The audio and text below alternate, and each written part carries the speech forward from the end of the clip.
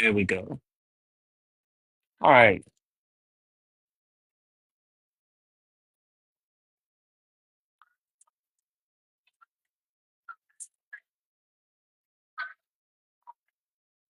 There we go.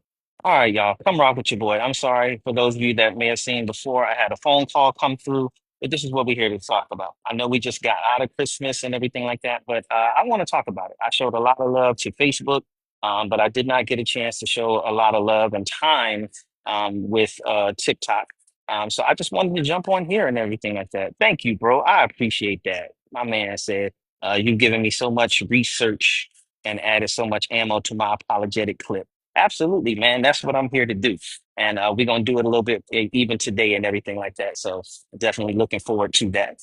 So if you think that Christmas is pagan, come on and jump on up. If you're just looking for more information, you don't believe Christmas is pagan, but you're looking for ways to back that up, you are more than welcome to join the panel on today. I'm not, I have no problem with constructive dialogue, but I'm not here to argue or get into a fight with anyone or anything like that. But I think the main thing for me is that when people say that Christmas is pagan, they use bad sources or no sources at all, and they repeat what they have heard other people say.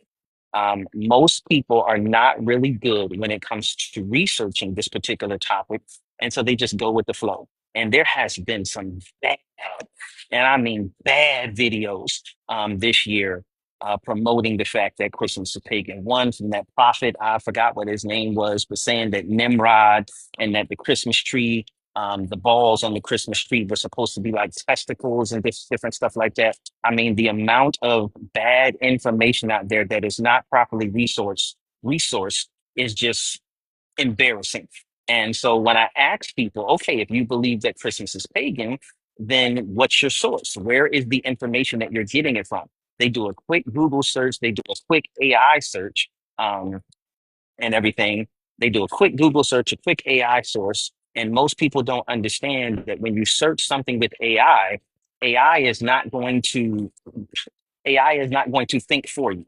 AI will search for you. And most people have no interest in even looking at where those search results come from when they pull up something from AI. And so, no, uh, I firmly believe with all of my heart, I have looked up the information on Saturnalia. I have looked up the information on Sol Invictus. I've looked up the information on Nimrod. I've looked up all of the information on Tammuz. And when you go into the actual sources, the actual evidence and the actual sources do not support the fact that Christmas is pagan. So when you look at the Christmas tree, if you understand where the Christmas tree actually originates from, and it has nothing to do with Nimrod, has nothing to do with any pagan holiday, when you look at the sources, even the Christmas tree itself has a Christian origin, not a biblical origin, but a Christian origin. And the number one thing that we encounter all of the time is the belief that Jeremiah 10 is talking about a Christmas tree, which it is absolutely is not. And it's for me, it is embarrassing when people do that because automatically I know that they are repeating something that they have heard, but they have not studied. So there is no way in the world that you can read the entire chapter of Jeremiah 10 and come to the conclusion that Jeremiah 10 is about a Christmas tree. That is just nonsensical. Particularly because when you look at verse 5 talks about the tree or not the tree, but talks about it not being able to speak. So clearly, if it's saying that it's not able to speak, nobody would be expecting a tree to speak. Nobody would be expecting a tree to move. And a lot of times what happens is people are reading the King James version of the Bible, and the King James version of the Bible, when it comes to stuff like this, is just horrible. It's a good translation, but it doesn't help you to see what the text really means. It can tell you what the text says, and it's really good in being close and literal to the original language, but it is horrible in helping us to understand what the text means. Nobody that reads Jeremiah 10, in any other translation other than the King James Version would even make the argument that it is about a Christmas tree. That is just absolutely nonsensical. It doesn't make any sense whatsoever. So the panel is open. By all means, I would love for some of y'all or anyone to come up Well, Renice, if you believe that, my friend, are you the one? Yeah, you're the one that made the video last night. If you want to come on up, yeah, let's do this. Let's talk. Come on. Well, the invitation is up. So you made your video last night, and I sent a reply already to your video. You made the assertion in the video that Christmas comes from or Nimrod. But when you look at Nimrod and Semiramis didn't even live within a century or two of one another. So your source came from Alexander Hislop. And that's what happens. I watched Truth Unedited's whole video last night. There was not one source at all in Truth Unedited's video. Not one. There was not one source in that entire video. The video was piss poorly done. And it did not have any actual evidence, no sources in there whatsoever. And you're absolutely right. They don't care about facts. They care about what's trendy. And let's be honest, you will get much more followers. And if you go live on TikTok, if you make a TikTok video, the fact is that you will get way more engagement by saying that Christmas is pagan than you will by saying that it's not. I can make a video, and I made one video that talked about Horus, Mithras, Tammuz, um, Attis, and all these other people, and it got like maybe 600 views. But you make a video saying that Christmas is pagan and you're no longer celebrating Christmas, then you're going to get 5,000 to 500,000 views. Charlemagne the God, I love this quote that he says on Breakfast Club all the time. Nobody cares about the truth when the lie is more entertaining. And it is more entertaining to say that the Christmas tree is pagan. It is more entertaining to say that Jeremiah 10 is talking about a Christmas tree. It is more entertaining to say that, oh, Christmas is about Santa Claus. It's way more entertaining to say those things than to do the hours and hours and hours of research that I had to do to disprove those things. I had one gentleman that made a video, and his video took like 2 minutes on social media, but it took me 10 minutes to make a video to actually debunk all of it. And then probably about 10 hours of research to go in there. And it's easy to get on there and say Christmas comes from Tammuz, but it's difficult and it's challenging and it's time consuming to go and actually look up the primary sources to find the experts on Tammuz and Mesopotamian culture. It's time consuming to do those, and you're only going to get about 500 to 1,000 views. It's not popular, but it is more accurate, it is more truthful, but people don't want the truth. They want to be entertained. They want to be entertained. And so I know that my videos are not going to do amazing views, and everything like that, but I don't care because I'm not in it for the money. I'm not in it for the views. I'm in it for truth. And I'm here to make sure that you all get truth. You know, they never want to discuss sources.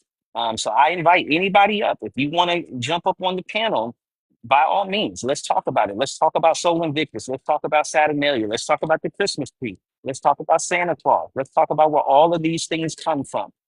It's really easy if you want to jump on social media and say that Christmas is pagan, then prove it.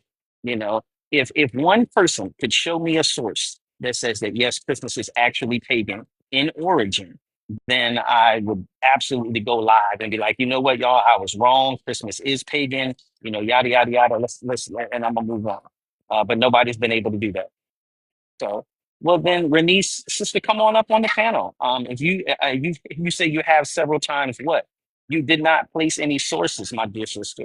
Truth Unedited is not a source. Their entire video had no sources in it whatsoever. So when they say, "Oh, Christmas comes from Nimrod," and Nimrod's wife Semiramis promoted the belief that he was a god, where is that information coming from? Anybody can get on there and just say these things, but where is the information coming from? Hello? Hello? Uh, Halo, Assalamualaikum. okay. This is not what I was One intending more? to do. Yes? One more? Oh, please. Somebody tell Welcome. me how I drop her. Uh, uh, Where you from?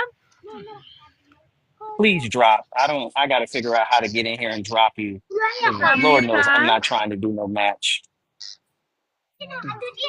Mas? Oh, Lord, y'all. Come on. Oh, yes.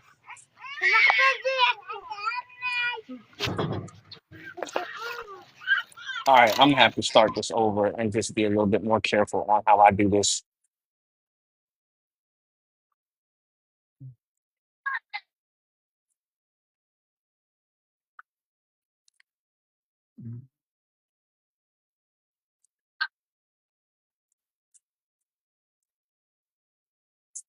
No,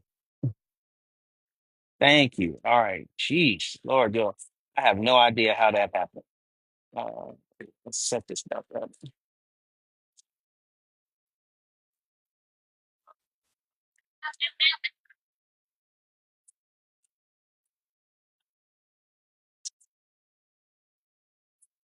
There we go. All right.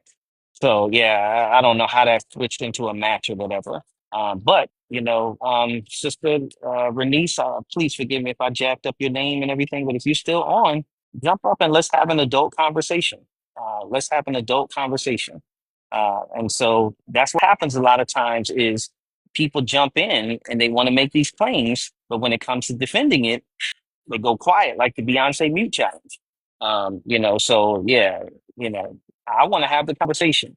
Um, I definitely want to have the conversation. I think the most challenging part of this whole Christmas conversation is people saying that, oh, it's about December 25th and that this is a birthday celebration. Christmas is not a birthday celebration. Christmas is not a birthday celebration. Christmas is about the incarnation of Jesus Christ. So it's about God becoming man. That's what Christmas is all about. The Jewish people, the Israelites, they did not celebrate birthdays.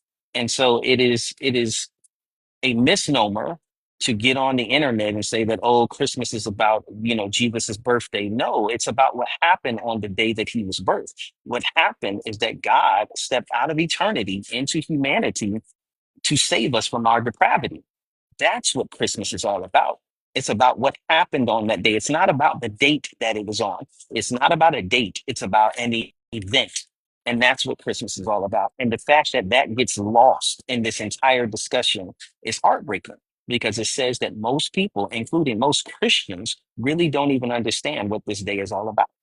And what happens is, and Philip Anthony Mitchell talks about this all the time, but we're in the Western world. And so we're used to birthdays. And so when we think of December 25th, we think, oh, it's a birthday celebration. No, it's much more than that. And we know this again because Jewish people did not celebrate birthdays. When the wise men came from the east, by the time they had reached Jesus, Jesus was nearly 2 years old. And we know that because Herod had all of the babies that were 2 years old and under, he had them being unalived.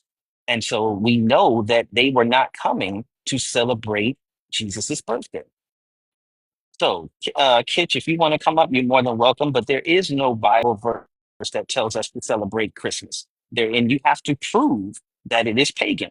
So again, it's real easy to talk tough in the comments, but I'm asking you, prove that Christmas is pagan. What is your source? So there is no Bible verse that tells you you have to celebrate Christmas. But I can tell you this: that what's his face? The angels in heaven, the angels in heaven celebrated the birth of Jesus Christ and the incarnation of Jesus Christ. Simeon and Anna celebrated in Luke 2. The wise men celebrated in Matthew 2, and the shepherds celebrated in Luke 2. So if all of heaven can celebrate the incarnation, what's your problem with us celebrating it? So no, the fact that people think you need a Bible verse, you need a Bible verse to tell you, to instruct you, to command you to celebrate God coming from heaven into earth. You need a Bible verse to tell you to celebrate that. That to me says that that person is not really interested in understanding the story. All right, so let's have a talk. Let's have a conversation. Hello, can you hear me, sis? Yeah, I can hear you. All right, good stuff. All right, so me and you, I saw your video yesterday and everything like that, and I'm certainly not here to disrespect you, but I would love to have the constructive dialogue. Where you want to start? Well, for one, Sol Invictus is literally a Roman holiday that celebrated the rebirth of the unconquered sun. That's That is that's correct. so. that being used and having it being originated with Christmas is pretty much still pagan celebrations. You just turned it into something for Christianity. That's just like people trying to turn Halloween into a holy holiday when it isn't. Okay. So what is the primary source for Sol Invictus? Do you know? Mine was Britannica. Right. But did Britannica tell you what the primary source for Sol Invictus was? Because there No, do is you one. know the primary source? What is it? Yeah, the primary source, and anyone can Google it if you have access to your computer now, you can. It's called the Chronography of 354.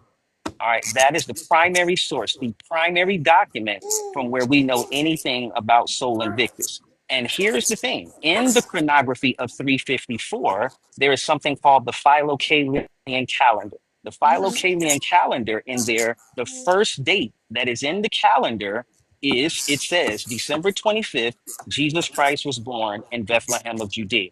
So what that tells us, the historical document from where we learn about Sol Invictus tells us that the Romans celebrated or began their liturgical calendar on the date of Jesus's birth. So it's But crazy that, and let me break that down just a second again, and then I'll land my plan. So the primary document that where we learned that Sol Invictus was on December 25th, that same document tells us that the Romans began their liturgical calendar on December 25th, which would go to show us that December 25th was already in existence, and the Romans actually placed the celebration of Sol Invictus on December 25th to compete with what the Christians were already doing. And not only that, and I land with this in the last 10 seconds, we have five other primary sources prior to the chronography of 354 that says that Christians were already celebrating Christmas on December 25th. So we have, and three of them are Africans. So this is certainly not a European thing because three of those primary sources are from Africans. okay, okay. So you're saying that Christians were already celebrating Christmas before pagan holidays even existed? 100%. And we have the sources to, matter of fact, if you go through my videos, I show I'm 10 literally primary looking at sources. stuff right now as we speak. Pull it up. Sol Invictus wasn't promoted by Emperor Arulin in 274. First of all, AD.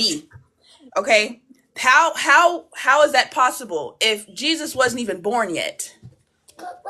Who said Jesus wasn't born? So first of all, the information that said that Aurelian, there's no primary source that says Aurelian celebrated Sol Invictus on 274. Because I can show you the actual document on there. And again, I've showed this on all of my TikToks. What it says is that Aurelian started a celebration in 274, but it does not say, the actual source document does not say that it was the celebration of Sol Invictus. And here's the thing, even if it was, we have documents 100 years prior to that from Hippolytus of Rome, My thing from is, why allow are me to you finish, my using sister. man? Allow No, me to finish. No, why don't are you say using no. We're gonna have information a from dialogue. man I'm not to gonna promote interrupt your? you. Then please Okay, don't interrupt me when I'm talking. I promise you I will show you the same respect when it's your turn. all right. Okay. So even if it was 274, which it wasn't, and I'm gonna actually pull it up on my computer now and show it to you and everybody else, even if it was 274, we have documents from Augustine, from Hippolytus of Rome, and from Julius Africanus, and on solstices and equinoxes that were prior to 274. So we have primary sources. As a matter of fact, the one of the Catholic bishops, Theophorus, he started the celebration of Christmas in 167 AD. So even before 274. Aurelius, there was already primary sources showing that Christmas was already being celebrated. You are literally an example of a Gentile, of a Pharisees. I am a Gentile. You are discrediting my sources that are proving you wrong because you don't want to believe the truth. Paganism started Christmas, period, point blank. The Romans started it first, and Christians just used December 25th as a reason to celebrate Jesus because it was already being done. And not only that, but Constantine, the emperor of excuse me, at the time, was telling these people that December 25th was supposed to be the day for Jesus when it wasn't. The only reason why he said that is because he didn't want them arguing, because pagans and Christians couldn't be in the same place at the time. They were arguing because they were celebrating their pagan holidays while Christians were celebrating Jesus. They did all that just because they wanted them to be on the same page, not because it's the truth. And you are going based off of what men are telling you, not what the Bible says, and that's where I have a problem. Well, if you're gonna make that argument, you're going off of what men says because everything that No, you I'm just not, said. because Allow there's me to scripture finish, please. proving. I didn't interrupt you, sis. Allow me to Oh my finish. goodness. I didn't. Did I interrupt you? Did I I'm interrupt you? I not even let you done. finish. You I gonna let showed you somebody, respect. you talking 10, 20 minutes, you letting me get little pieces in because you don't want to hear what I'm saying. Then finish talking. Go ahead. I got you. Go ahead. Lord. I need you to go do some more research. That's what I need you to do. Because you are picking off of one side. Right, thank you. I got your back. You ignore Jeremiah. Look, scripture is what you need to be going based off of, not what the world is telling you, because that's just tradition made by man that we follow, not necessarily what the truth is. So you're switching subjects. Now, if you want, we can first. We talked about the pornography, and I gave you sources that were prior to that. Okay. Sources that are So, written by man. so were your sources? You just brought up Aurelius. Was Aurelius Honey, not a source written by man? my video Sis, literally please hear quotes me out. scripture. Hear me out. Is Aurelius not a source that you just talked about? Wasn't Aurelius a source written by man? You keep saying that Christmas is a pagan, but when you look up the origination of Christmas, it literally says that it came from pagan holidays. What is the originate? What is that source that you want us to look at? That's what I'm asking. You can literally put it in Google and it pops right up. I mean, it's right there. Google is It not gives you research, several dear different sister. sources. Google is not research, dear sister. And that's what I'm saying. I I have have done been the researching research. this, That's and what I'm that's exactly saying. why I That's why stopped celebrating Christmas, because it comes from pagan. what I'm So asking you to do is make an argument because here are my sources right here. Tertullian of Carthage, an adversarius Judaeus in 200 AD, Hippolytus of Rome in 202 AD, Clement of Alexandria in 215 AD, and Julius Africanus in 221 AD and all all those talked about people. this. Allow me to finish. All of them talked about the celebration of Christmas. All of them are prior to 274 AD with Aurelius.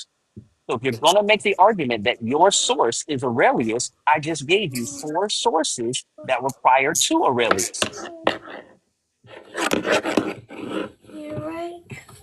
So now, do you want to go with the argument that Nimrod and Semiramis are responsible for Christmas because December wasn't even invented when Nimrod was living, and Nimrod and Exactly. Semiramis didn't even live in the same century. That whole source. This is what happens when you Google something. That full source comes from Alexander Hislop. And I know you did not know that, but that's where Truth Unedited got their information from. But and you can Google it right now. I hear you probably got your computer in the background. Every document on the internet will tell you that Semiramis and Nimrod did not live in the same century. Okay. So the information that you got was unfortunately wrong. And we have to be honest about that.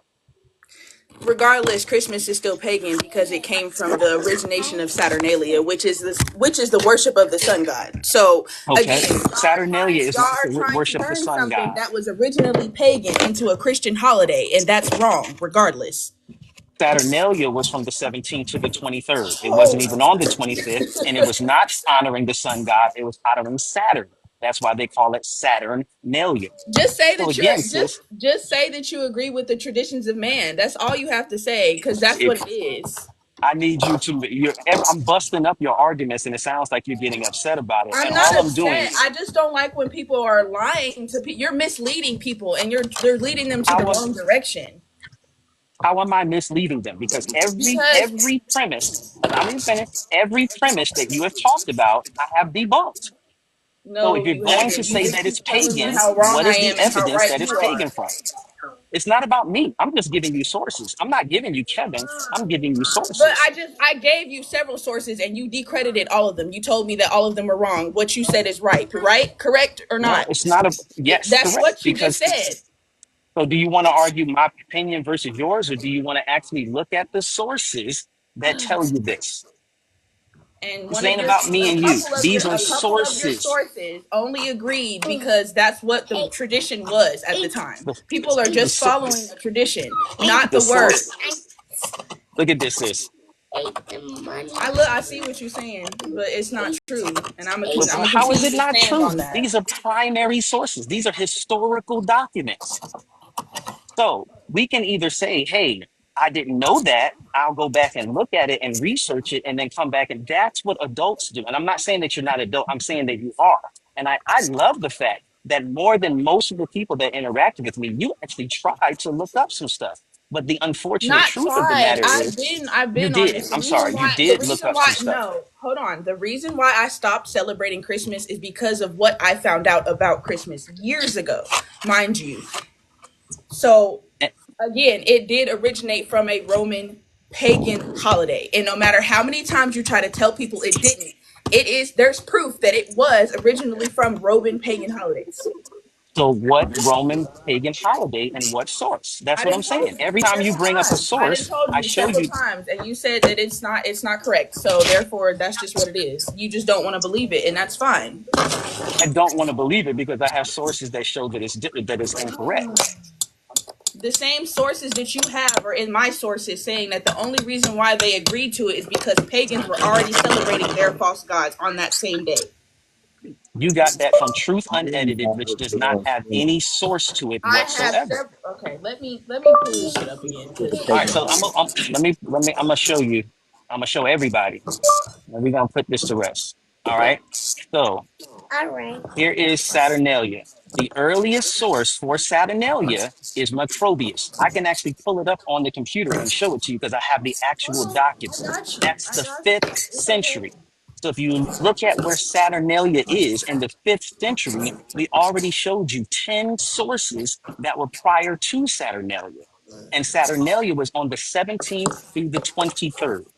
That's that Saturnalia. doesn't. That's the source right there, sis. So everything we know about Saturnalia comes from this source. And it tells you right there that it was on the 17th through the 23rd. That's not Christmas. Just because that the dates are different doesn't mean that people didn't take those traditions and turn it into Christmas. That's what I'm saying. It It doesn't mean still that because again, originated. and here is the source that I was telling you about for Sol Thank you. Invictus. Look, I'm telling you, this is funny to me because people like you just don't want to believe what the truth is. I'm like, seriously. Just The because truth, just because the go ahead. dates don't match December 25th doesn't mean that it's not true. Okay? Pagans literally started Christmas. The only thing is that Christians turned it into what they wanted it to be, and that's not right. It's You still have to considered a pagan holiday. you have to prove that though, sis, because Sol I'm not Invictus, here angry, it y'all. is, right? I'm just a loud talker, and I'm very passionate about what I'm talking about. And as am I. And so here is the actual document. And what does it say there? In the document where we get Sol Invictus from, it says December 25th, Jesus Christ was born in Bethlehem of Judea. So the same source that you're saying is telling you about Sol Invictus. That same source says that the pagan Romans began their calendar on the day of Jesus's birth. So if Christians were copying the pagans, why are the pagans starting their calendar on a Christian day? Come on, my dear sister, that doesn't make any sense. My question The is sources are telling you that the information you received are wrong because they did not have this information.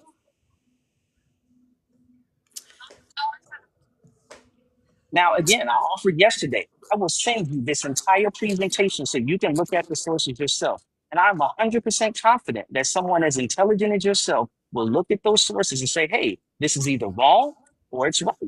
But the I looked up sources don't lie. I looked Men up your lie, sources women lie, before I but made my sources don't. video. I'm sorry, say again? I said I looked up your sources before I made my video, and that's why I said that even then you're still wrong because not only them people, they literally just followed what they were being taught. It's again a tradition of man. It's not. It has nothing to do with the Bible at all. So Christmas is a celebration of the incarnation and birth of Jesus Christ. You're telling me that that Christmas doesn't have anything to do with the Bible? Christmas was created because it came from a pagan holiday, and Christians wanted to make their own holiday to celebrate Jesus. But instead of them doing the research behind where it originally came from, they're worshiping him in the way that they want to, not in the way that he told us to. That's my point. Okay, so let me do this, okay? So Historically, we know that from the time of the New Testament up until the time of Constantine, Christians were in constant persecution. Would you agree with that? Mhm.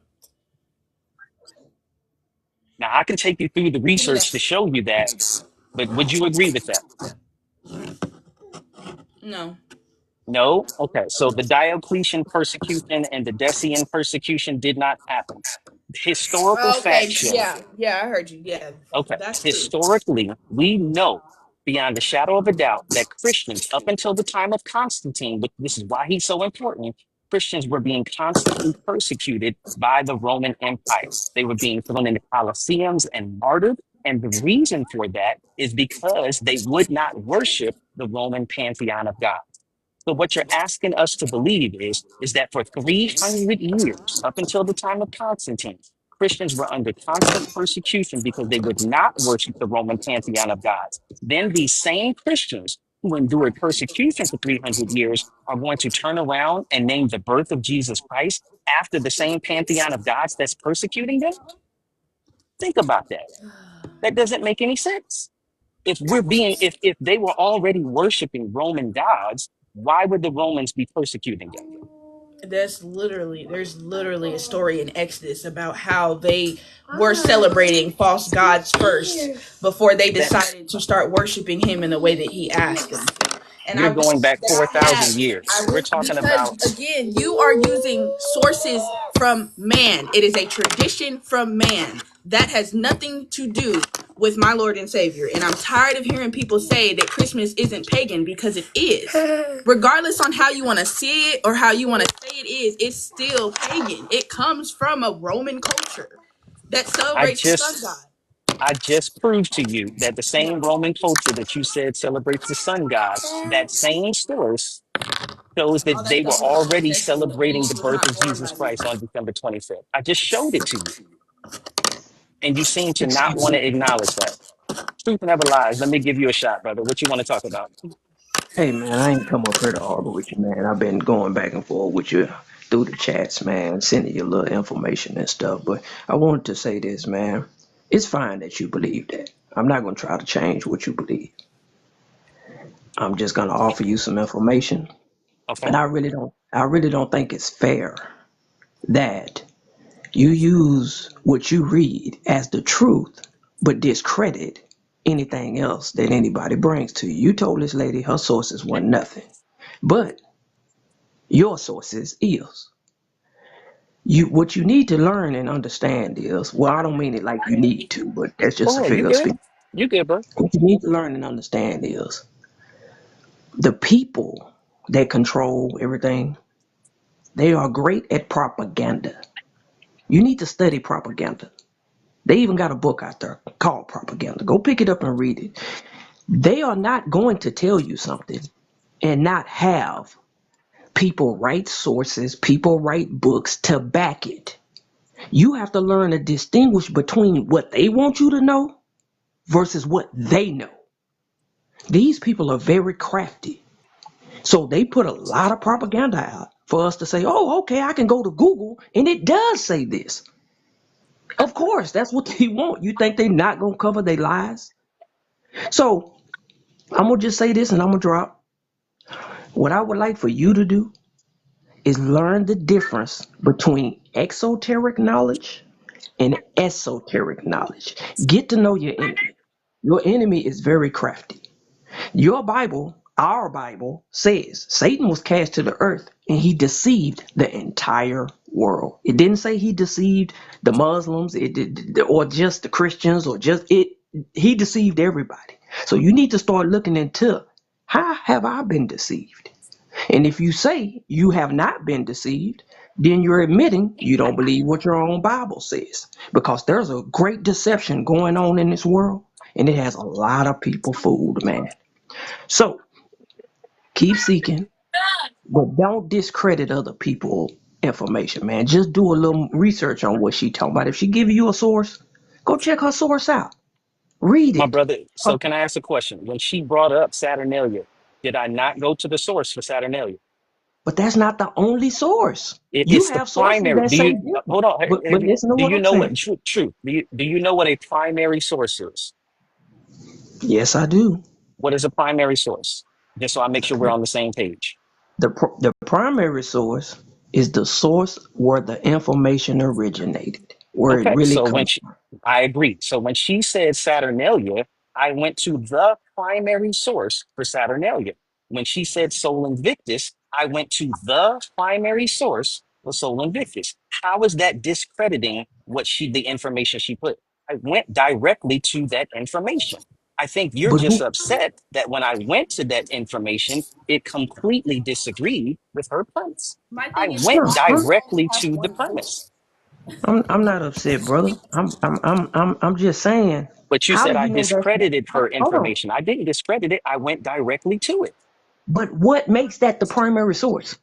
Who's the author of that source? And where does that author fit in our planet, in our world today? The primary source for Saturnalia is the person who No, we no, no, no, know no, no, any no. I asked who's the author of the source. Because, see, that's what matters. Macrobius. Macrobius. His name is That's what matters. Macrobius. And where does he fit in our world today? And He how do where he you know? fits, where he fits is he was a Roman. So if he was a Roman, he is the last person that would have any incentive to lie because the Romans were the people in power.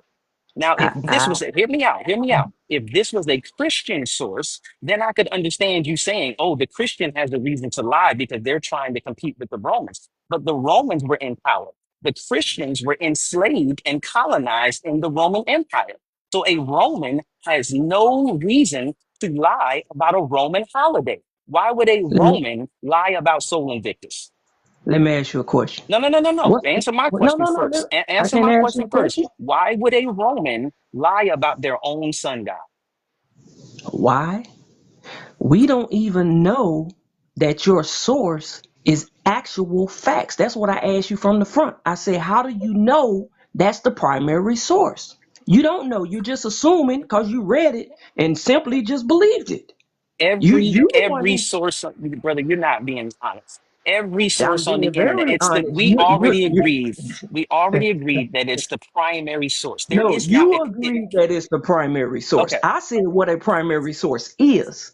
okay. Because one So thing is there I another know, let me prime? tell you one thing I know. Hold up. Let me Go tell ahead. you one thing I know for a fact. You have never seen the truth.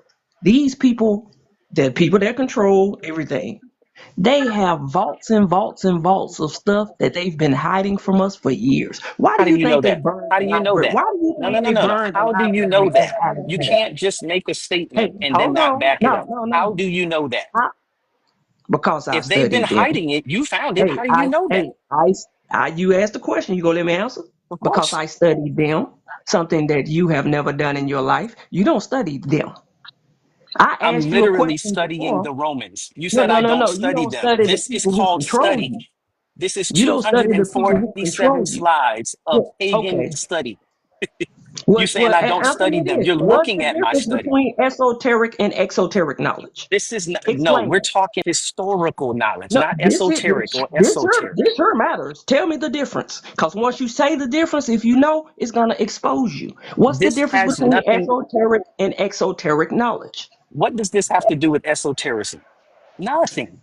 You're You trying to can't. You switch don't want your subjects, my fans. You dude. don't want your fans to hear you say you don't know. I already know you don't know. Okay. Because if you knew, you wouldn't be talking like you're talking. Do you You have don't any study like sources you to think back you up your do. information, brother? Just answer my question. What's the difference between esoteric and exoteric knowledge? That's a I simple don't know. question. You I can either don't know. say you don't know or you can I answer. don't. I don't know. Well, go find out before you keep telling people that your sources are what it is. So Goodbye. then tell us now, then tell us how what you do know about esoteric, exoteric, not exactly. They never want to discuss sources. They never want to discuss it. And this is what happens, family, when you know your information. This is what happens when you have historical primary sources. You can go to that information and disprove what happens. This is what happens. This is Hey, why it's so important to know your stuff. I'm sorry, that Exodus was called Sadiq was up here semantics, first, bro. my bro. I don't mean to interrupt, but I want Oh, to give I don't Sadiq mean a to butt chance. in. I was Sadiq, just saying. I don't mean yeah, butt in. I was just saying that was called semantics. He just had a talking point and ran with it. yeah, of course, yeah, absolutely. So, Sadiq, man, thank you for being so patient, bro. I appreciate you. What you want to talk about, my man? Yeah, for sure. Hope everybody doing good. Whatnot. I'm not coming up here to argue none of that either. I just wanted to ask a question because I'm not really, and I'm just gonna say it off, you know what I'm saying, off the top. I know people Sure. study this and that. I'm not really a person that goes off of stuff outside of certain holy books. So if it's not in the Bible, the Torah, etc., I'm not expert in that. I don't study those. I stick to the scripture because that's what we're taught to, go off of. So that's Okay. where all of my beliefs lie in. I just want that to be known. Nah. And I am open-minded, so I'm not the type of person that feel like my way is the only way. So let me I say that. appreciate that. Um, my thing is when it comes to this specific holiday and a specific date of which we celebrate Christmas.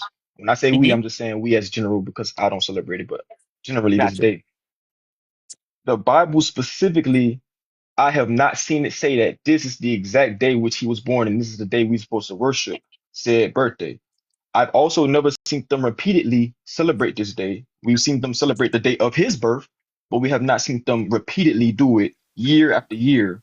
Agreed. So for me, I don't understand why we doing that. So for us to make something ourselves is us. I mean, and even no matter what way you want to do it, if it's the reason why we're doing it might be a good reason, Yeah. but we created that because that's not something they were doing, which still makes it pagan. Even if it's for a good cause, we made that as a man-made thing. This is not something that they was doing. If they was Okay. not doing this alongside their Messiah or when the Messiah actually passed away, we should not be doing it. I believe we're supposed to practice the ways that he taught us because he taught us how to live. He was life. Gotcha. So that's my stance on it. And I mean, you might be able to tell me or lead me somewhere different. I just wanted to throw that Yeah, I out think that's a really good. I hear what you're saying, and I agree with you. We, as Christians, we have to be intellectually honest. And being intellectually honest, there is nothing in the New Testament or the entire Bible that says that we have to celebrate Christmas. And there is no information in the New Testament that says that the celebration of Jesus Christ's birth and incarnation was celebrated every year. Are we in agreement there? there. Yes. So, Yes, sir. okay, you say yes? Yes. Okay, now if I heard you correctly, I heard you say that because we don't have that information in the New Testament, any celebration that we make up would be pagan. Is that correct as well? Did I hear you correctly? Yes, sir. Okay, so are you aware of the holidays of Purim and Hanukkah? I don't really know exactly what those are, but yes, I am familiar with those names. Matter of fact, I Okay, think all right. today is what's supposed to be like Kwanzaa or something like that, right? Yeah. So Purim is the celebration, and it was started by Mordecai in the book of Esther, because the Jews were saved from being slaughtered. Mordecai actually in Esther, and I'm going to pull it up so everyone can see it. He started a man-made holiday called Purim, and that was celebrated by all of the Israelites throughout the Old and the New Testament. And then also Hanukkah was a holiday started by a brother by the name of Judas Maccabeus. Judas Maccabeus, to celebrate the dedication or rededication of the temple, started the festival. It's called Hanukkah. Some people would call it the festival of dedication. Neither one of those is one of the seven feasts that was prescribed by God in Leviticus 23. But both of them are holidays that were man made and were celebrated every year by the Israelites, the Jews, and by Jesus himself. So one thing, because I don't want anybody to take my word for it, I want to show it to you. All right. So here is the festival of dedication. And we see this that Jesus celebrated it in John, the 10th chapter, the 22nd through the 23rd verse. And here you can see the source of that, which comes from Second Maccabees, which is in the Apocrypha, which shows that it was started by Judas Maccabeus. So if we're going to, and then I have one on Purim as well. So the celebration of Purim as well. Here it is in Esther, the ninth chapter, verses 21 through 22, that Mordecai ordered them to celebrate. So we have two historical holidays that were celebrated not only by Jesus, but by the Jewish people that were started by men. So if we're going to say that any holiday that is started by men is pagan, then we're saying that Purim and Hanukkah are pagan. So how would you respond to that? I will respond to that with the claim that I made earlier because it's like, okay, I don't mean this in a disrespectful way because I'm just responding to what you just said. You said Jesus also celebrated the said holiday, right? Absolutely. Okay, so Yes, he my And I did. stance showed it to you. I is, mean, if yeah, no, you did. No, I'm just saying you this what you said. I'm making sure that, I'm not, sure, I wasn't, no, what I'm saying. We was at a gotcha. misunderstanding or something, just making sure.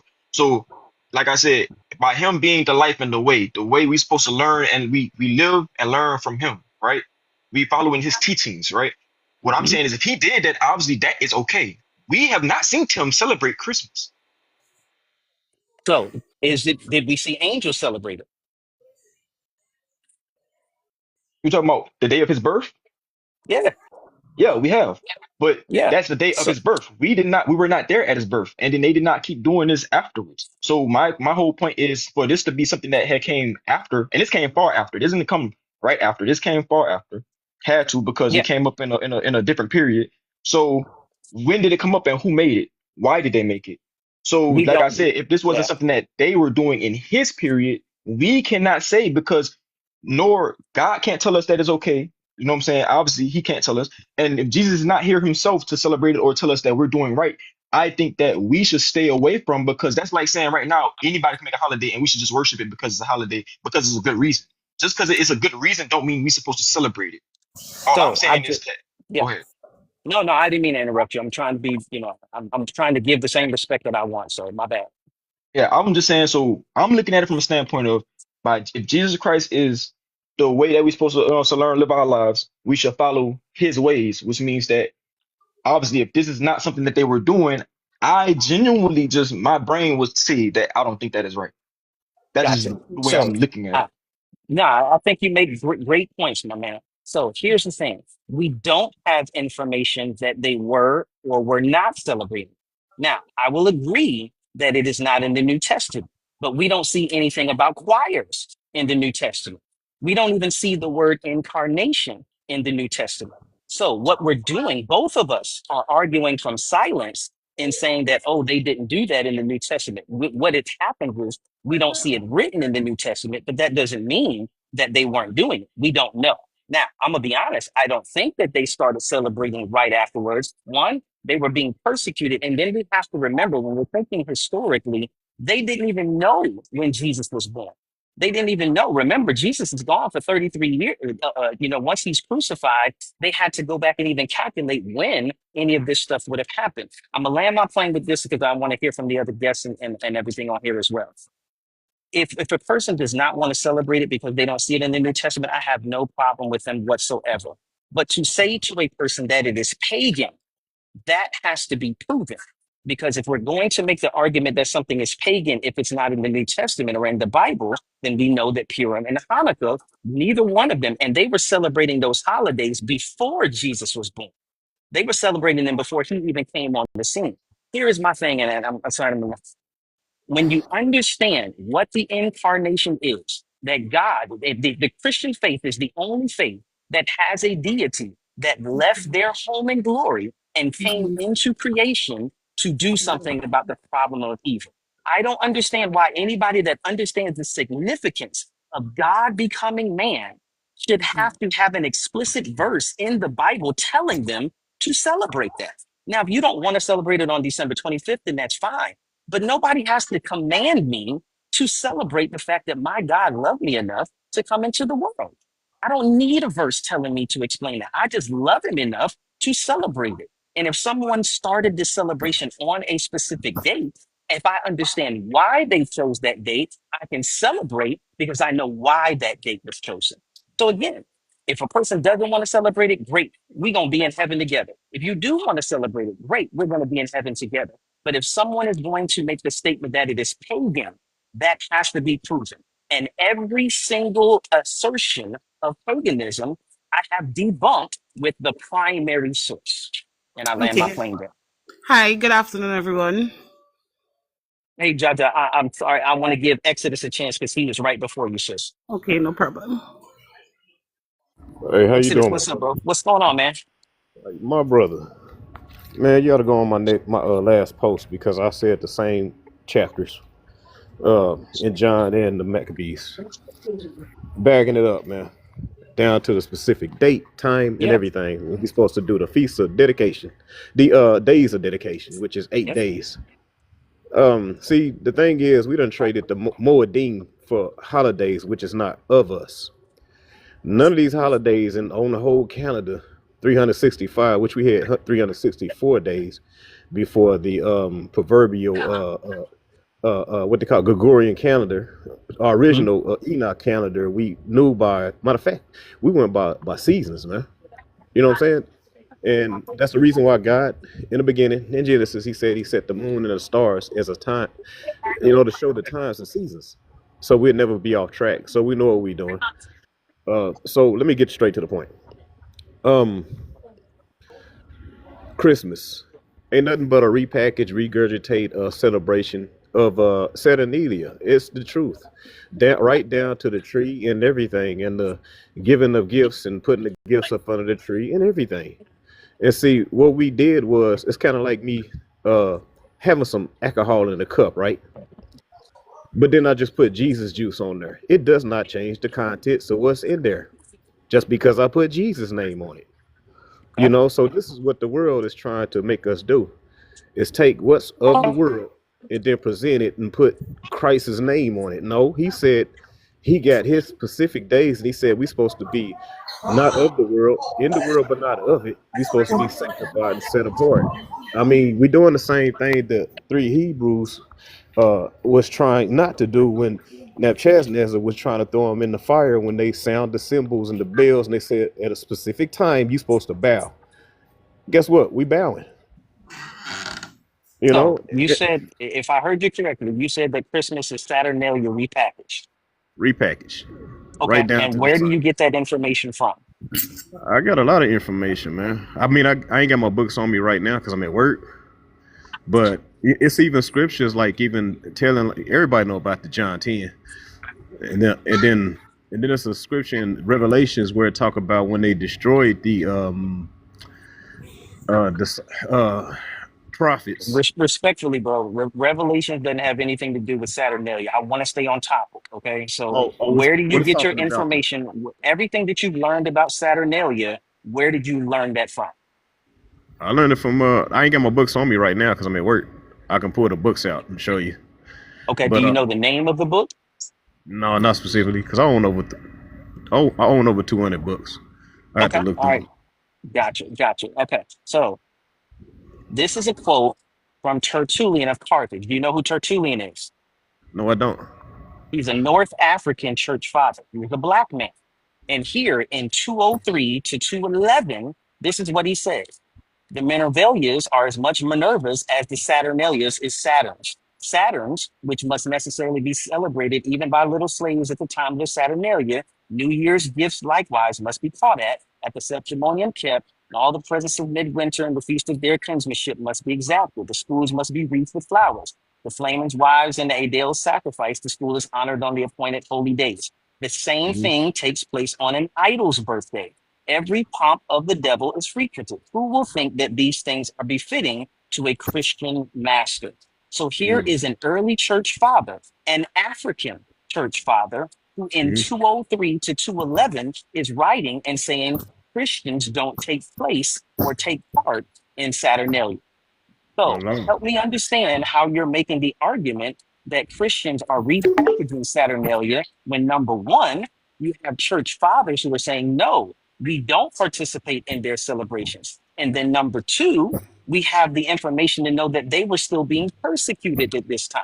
So if the Exactly. Christians, hear me out, if the Christians were being persecuted for not participating in the Roman God celebrations, Mm. why did the Romans keep persecuting them if they were already adopting their practices? Mm. Then I got intertwined, man. Yeah, I It's mean, kind of think like about it. If there's something called matter of fact, let me again. I want to show y'all. I don't want you. I don't think I'm arguing my own stuff. This is Septimius Severus. This is what I was trying to show you, Denise. All right. So they came at this particular time. This is 193 to 211, his reign. That all gods would be accepted as long as they acknowledge that the Son God would be above all. Jews and yeah. Christians is like, no, we can't do that. At that time, you have two black women who were martyred for their faith, Perpetua and Felicitas. Then you have the Decian persecution, which when they say, hey, we're not going to martyr Christians anymore, we're going to make them apostates. And you can see the source for there. So what happened is there was a fire in Rome and all of this other stuff happened. And there was the Black Plague. The Black Plague happened, and they believed that the Black Plague was sent by the Roman pantheon of gods because the Christians refused to worship their pantheon of gods. So if you're saying that your argument is that Christians were repackaging Roman celebrations, if they were, then why would the Romans be persecuting them? Oh, I'm talking about now, today's time. No, not back in the What? day. No, not at all. They But stood someone against it. saying, right? So Yeah, they yeah, stood against it. Then we yeah. have to prove. We have to be intellectual, and we have to prove, not just assert. We have to prove that this is Saturnalia repackaged, and all of the evidence, not some, not a little, but all of the evidence says that Saturnalia wasn't even on the same day, and that Christians were not celebrating Saturnalia. And we have quotes from Tertullian that prove it. Hey, what's the name of that book again? Cause I'm receiving the knowledge, brother. Yeah, which I am these are just appreciative of sources, it. man. I mean, there's in this presentation, man, there are almost 100 primary sources and scholarly sources for this. So I again, like I that. have the scholarly sources for Saturnalia, which is what this one is. I have, and again, for anybody that's looking, the primary source for Saturnalia is Macrobius. Everything that we know about Saturnalia comes from Macrobius. Everything. And the primary source for Sol Invictus, the worship of the sun god, is the chronography of 354. And in the chronography of 354, we have the Philocalian calendar. And the Philocalian calendar, in that calendar, it says there in the bottom left-hand corner, December 25th, the birth of Christ in Bethlehem of Judea, which says that they started their liturgical calendar, their holiday calendar. They started it on the day of Jesus's birth, which says that the evidence points to the fact that the Romans were putting their celebrations on the Christian date, not the On the Christian Christians name. putting their celebration on Roman dates. That's what the evidence points to. Okay. So I will hear I'm looking anybody for the else out. information. And Bernice, you're right. It's a Roman calendar. So why would the Romans lie? I'm asking y'all politely and respectfully, consider the source. So I have no problem with listening. And one of the things that nobody has been able to do is show me a primary source that shows that Christians adopted these celebrations. It's all speculation that comes from Alexander Hislop. So you agree to the fact that in the beginning, we would truly celebrate it on that date of the 25th So of December? let me explain that real quick, and then I'm trying to make sure my flight ain't getting ready to leave here. So the reason that December 25th was chosen as the date of Jesus's birth is that there was an ancient belief that the Messiah would be. Here it is, right here. I'll let you see it. I don't want nobody taking my word for it. It's called the computation hypothesis. All right. They believe that the date of Jesus's birth, excuse me, his conception and his death would be on the same day. All right, this is the ancient belief that the day that the Messiah was conceived would also match the date of his actual death. And so you have people like, here again, not Theophilus, Tertullian. Tertullian here in Adversaries Judaeus, he calculates the date of Jesus's death to March 25th. All right. And so if they believe that he was died on March 25th, then he was conceived. Again, according to their belief, he would have been conceived on that same day.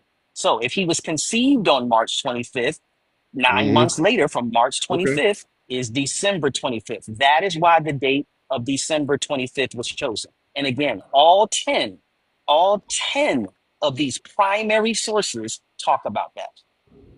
And so here, Which is and for all the people talking about this, the white man's information, Tertullian of Carthage, Carthage is in okay. Africa. Clement of Alexandria, Alexandria is in Africa.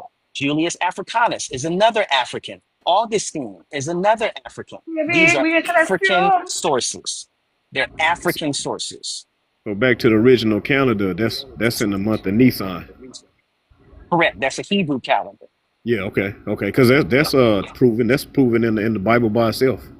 No doubt. You know, that's No the doubt. time it's unaliving. So, So okay. Jaja, you've been waiting patiently. I'm sorry, exit, because I'm Hi, trying to let her get in. everybody. Hello. What's up? Hello, everybody. I've What's been up? following you, Kevin. I live in Trinidad. I love your I'm from accent. Trinidad in the islands. I've been following you. And one of the things that I have come to understand, you see the things that these guys have been talking about. Hmm. We in the Caribbean don't have that kind of access because the things that they get exposed to read, the differences, the things that they could draw from. We just had the Bible, you understand, and we had the King James Bible, and Oh, okay. coming up as we didn't have the sources that you provided, no, because we had hearsay, we had what we grandmother say and what we mommy say. That is what we went on, right? And Mm-hmm. you know, as you get older and you entertain different religious aspects, because we know Caribbean people more church wise, we go either Pentecostal, Jehovah Witness, or Baptist, Huh? right? And a lot of the things that are taught to us, in the way that it is taught to us, it is not based on the historical facts that you provide. That is why it is so interesting to me. Most of the time, a pastor will take a verse out of the Bible and they will elaborate on that in their own Mm-hmm. opinion, Mm-hmm. right? And so now being today that we have access to all this information about the verification and where things come from and the very first primary source, it is hard to even tell family and friends what you just be saying, even though I post it on my Facebook a lot, because they seem to hold on to the beliefs that they have, that they were Yeah. taught, with Yeah. no real basis to it. What is Yeah. my thing is, right? We all believe that Jesus Christ was born, because Mm-hmm. even though they say what they say, we all have that basic like connection that we believe Christ was born. The argument and the arguing about this, that, and the other, it to me it's a little beyond me. I know some people might think I simple, but it's beyond me because I listened to three guys before you let me on, and it still comes down to the same thing.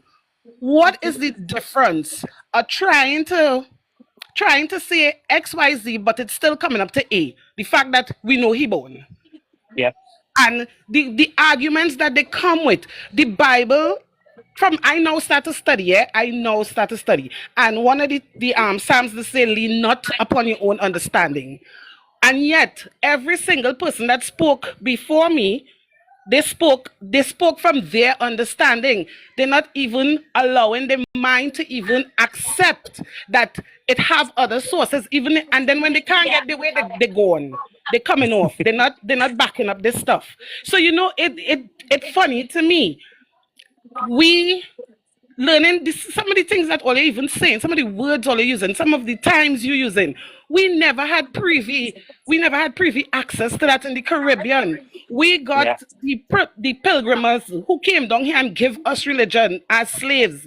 We came from what we came from with Africa, and then we had the people who was on pilgrims because JW Baptist is more closer to the African than ever. But Baptists don't teach, and I will always stand on that. They don't teach. Knowing the Bible and reading the Bible for yourself is a real challenge. I just tell anybody that. Because It is. as you say, taking yourself and trying to apply yourself to 2,000 years ago to a culture that we know is nothing about, it's hard. Yeah. It's hard Yeah. Yeah. because I we love have your no foreknowledge of it. Yeah. And that's the thing, sis. You make so many great points, is that a lot of people don't have access to this information. Listen, y'all, Mhm. Renice and to the other people that disagree, I genuinely love y'all.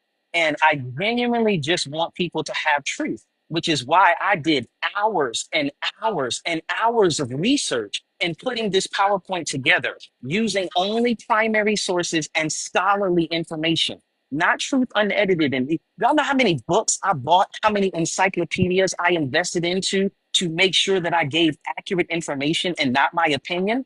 That is why I'm so confident in the information that I give, and I'm able to point you back to it. And so, again, you keep talking about following the traditions of men. I want to go directly to that scripture because 99% of people that quote Jeremiah 10 have no idea what it's talking about.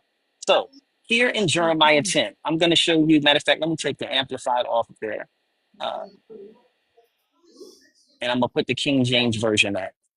Because what happens is reading it in the King James doesn't really aid the understanding of what is happening there. All right. So, as a matter of fact, I'm going to take down the ESV too, y'all. Let's go to Jeremiah 10 because everybody wants to talk about that, and I have no problem with that. All right, it's going to take.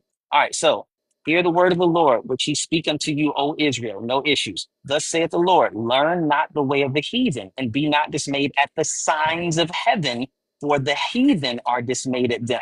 So when Jeremiah, please hear my argument before you type it.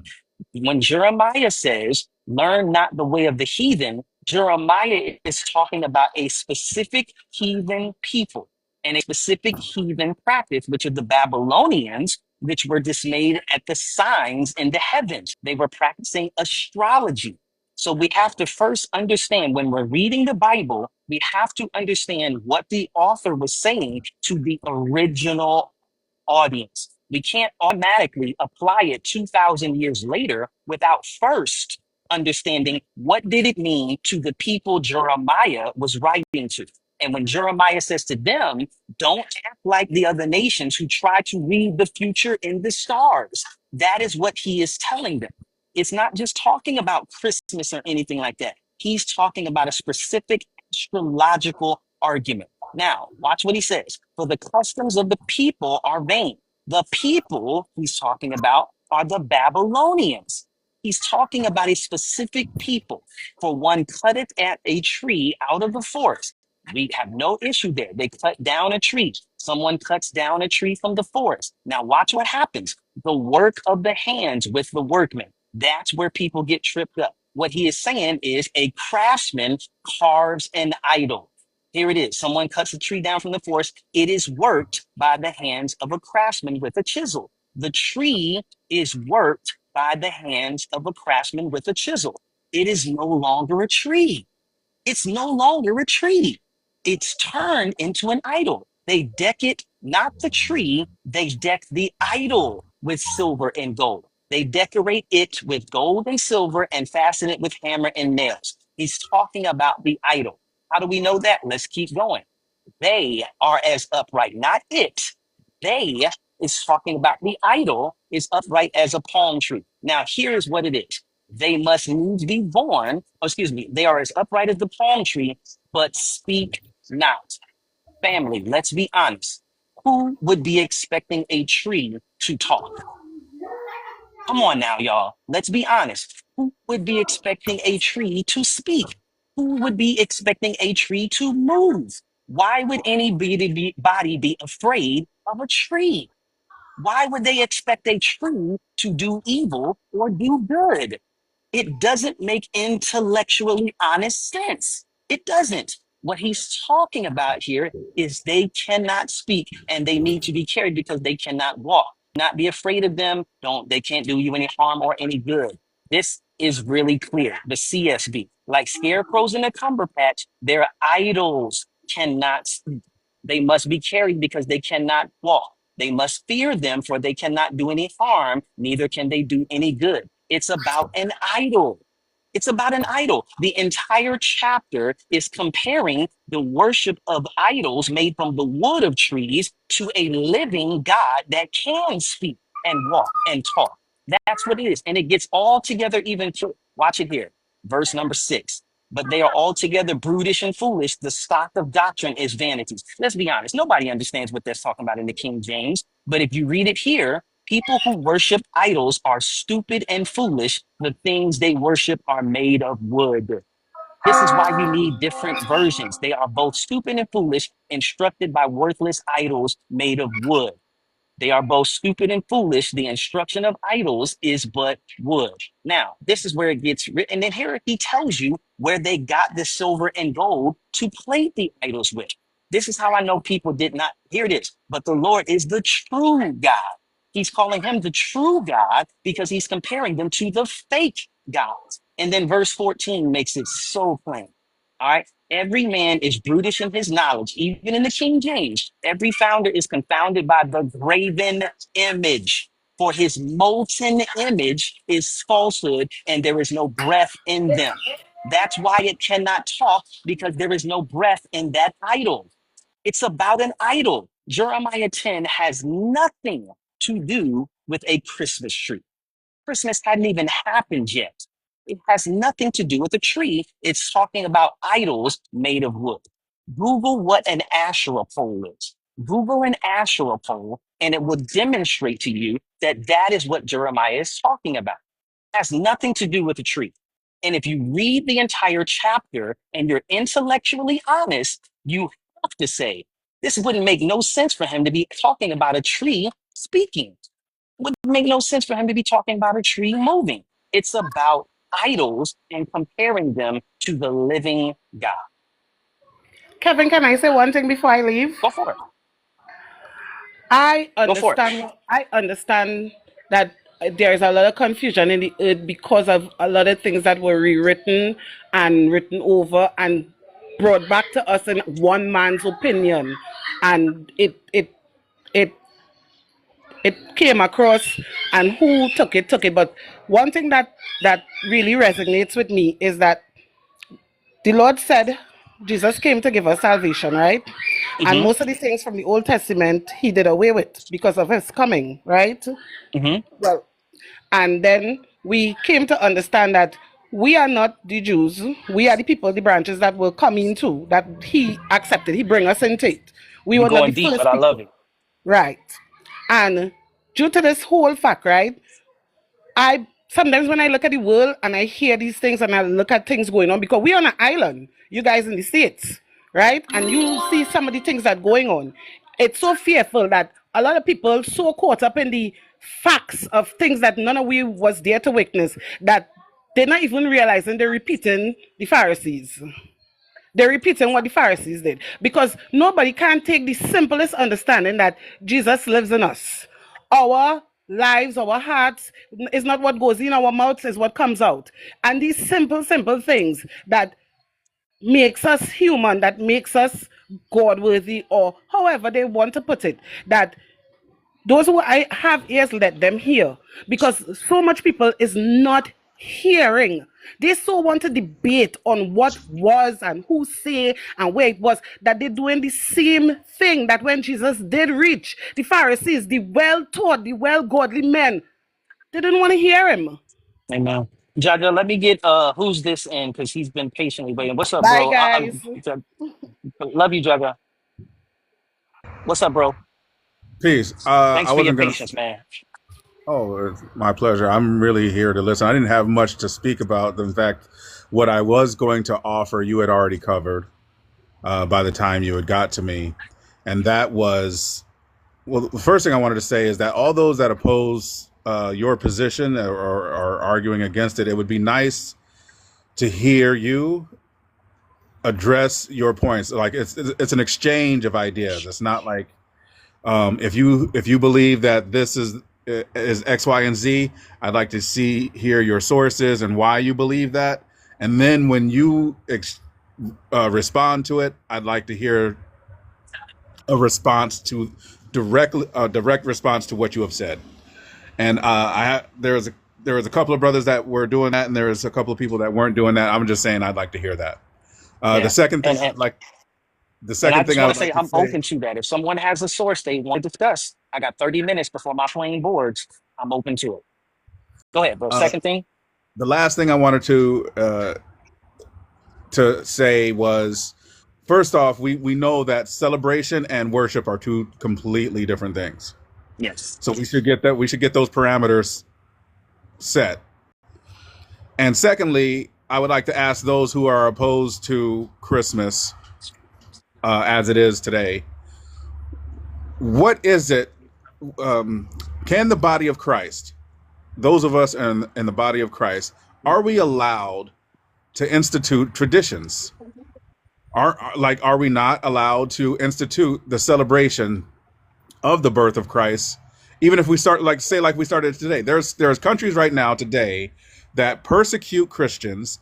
They are not allowed to celebrate their faith openly, or they would face legal trouble.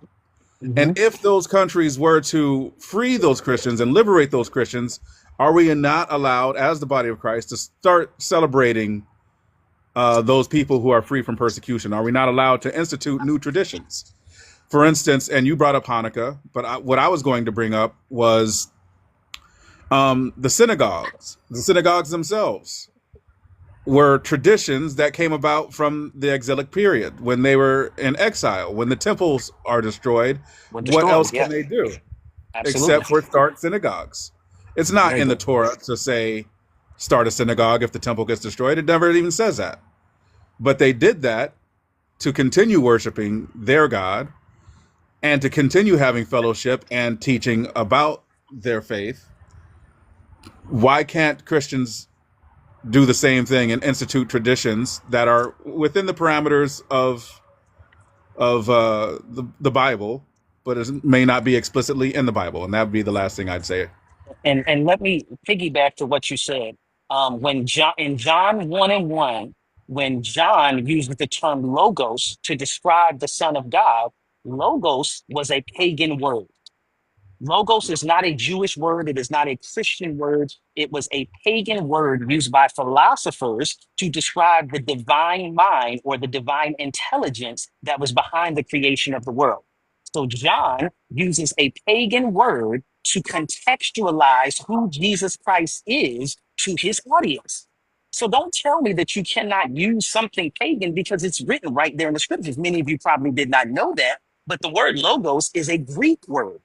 It has nothing to do with Jewish people or Israelite people. It was a pagan word that John used to associate with Jesus Christ to contextualize it for his audience. We see Paul doing that on Mars Hill. Paul takes a statue to the unknown God, and he says, hey, this unknown God who y'all are worshiping in ignorance, I'm going to take it and declare to you that this is who Yahweh is. So we have two examples in the scriptures of things that many of us did not know, but he's taking them. And this is exactly what happened with the Christmas tree. I'm going to say this and then I get to truth or whoever it is. What happened with the Christmas tree is two different examples. Now, oh man, I got to take this freaking thing off of there. Y'all give me a second. I don't need to enhance my thing. Uh, Effects, turn that off. All right. So the Christmas tree.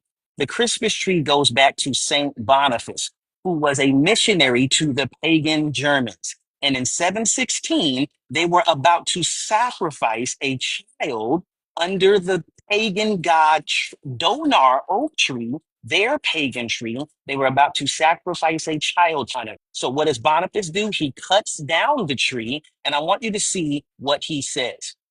All right. Here is the source here. All right. Boniface, he cuts down the tree, and when he had made a superficial cut, suddenly the oak's vast bulk, shaken with a blast of mighty wind, crashed to the ground, shivering. And what does he do? And as if by the express will of God, for the brethren present had nothing to cause it, the oak, the pagan tree, burst asunder into four parts, each having a trunk of equal length. At the sight of this, the extraordinary spectacle the heathens had been cursing ceased to revile and began, on the contrary, to believe and bless the Lord. So because of what Boniface did to their tree, these pagans who he was evangelizing began to call on the name of the Lord. So here is, wanted to get to this one. All right, here is what he says. This little tree, a young child of the forest, shall be your holy tree tonight. He turns around and points to the fir tree or the evergreen tree. He says, it is a wood of peace, for your houses are built of the fir. It is the sign of endless life. He contextualizes the tree and says that it is now the sign of eternal life. Why? Because evergreen trees in the winter, when everything else is dying, evergreen trees keep living on. So he says, this is the sign of endless life, for its leaves are green. See how it points upward to heaven. Let this be called the tree of the Christ child. So what Boniface does is he contextualizes the tree to preach the gospel to these pagan believers or unbelievers. So it's crazy to me that we're now saying that what is now pagan was actually used to evangelize pagans. Not only that, this is my last one, we have the paradise plays and Christmas trees. So what happened was, not until the Renaissance are there clear records of trees being used as a symbol of Christmas. So what happens is, legend credits the Protestant reformer Martin Luther with inventing the Christmas tree, but that story has little basis. Most likely, the theory is that the Christmas tree started with medieval plays. Why? Dramas depicting biblical themes began as part of the church's worship, but by the Middle Ages, they became rowdy. Let's take a look at this. The plays celebrating the Nativity, the birth of Christ, were linked to the story of creation, in part because Christmas Eve was also considered the feast day for Adam and Eve. Thus, as part of the play for that day, the Garden of Eden was symbolized by a paradise tree hung with fruit, not testicles like they said with Nimrod. These plays were banned in many places in the 16th century, so on and so forth. The earliest Christmas trees, y'all can read it, were used in homes, were referred to as paradises. So the Christmas tree is traced back to when people contextualized the gospel by hanging up trees in their home, putting fruit on the trees, and telling their children the story of creation and the fall and how Jesus came to save us from that. That's where we get the Christmas tree from. That's a source. Tell me that that's not better than believing Jeremiah 10 is about a Christmas tree and Christmas hadn't even been invented yet. Come on, fam. We got to acknowledge the sources. And all you can say is it is still a heathen celebration, but what you cannot do is prove it. So source up or shut up. You just be call it like it is. Source up or shut up. Because what you keep saying is pagan, but you have no evidence. You have no proof.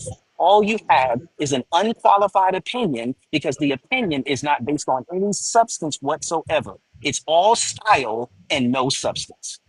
So if you got something to discuss, bring it up. But if you bring up Tammuz, I'm going to destroy it. If you bring up Nimrod, I'm going to destroy it with sources. If you bring up Saturnalia, if you bring up Sol Invictus, I'm going to destroy it with the primary sources. Because if you're going to say something, you need to have a source to back it up. Am I able to get on quickly? Go ahead, Paris. Okay. Author Paris. Hey, go ahead, sis. All right. So, your last two speakers kind of brings me to my driving point. I'm happy that they got on. But one of the things that keeps coming up is about the celebration being in the Bible. Like, where is it in the Bible? Where's the celebration? And how we're only to celebrate the holy days. However, like, I can almost guarantee that most of the people that's bringing that driving point don't even celebrate the holy days that are in the Bible. That's number one. Most of the people don't identify as Jew, nor do they identify as an Israelite. That's that. And even if they do, and they're saying that those are practices that they're supposed to be doing, then again, and then according to their own belief, they're actually going against what they believe the traditions of the culture is to celebrate these holidays and these festivities, right? So my point of coming on was to say that if you like, I believe that, I'm grafted in, and during that time, people who, now the Old Testament times, people who were converted into the Jew, as an Israelite or as a Jew, they had to take on the traditions of the Jews. So they had to take on the culture, they had to take on the celebration, they had to take on the festivities, the way of living. That's what the conversion meant. And they had to take on their God. That's what the conversion was. When Christ died for us all, and we were grafted into the body of Christ. This was one of the arguments that was a continuous argument, even as Paul went from place to place preaching, where there were the Jewish people who had the argument of the fact that the Gentiles who were converted, they weren't practicing the traditions of the Jews.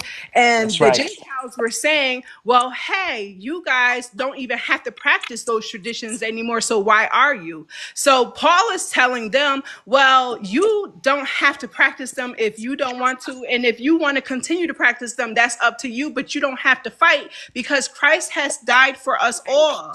That is in Acts chapter 15, the Jerusalem Council, for anybody that wants the source. That's Acts chapter 15.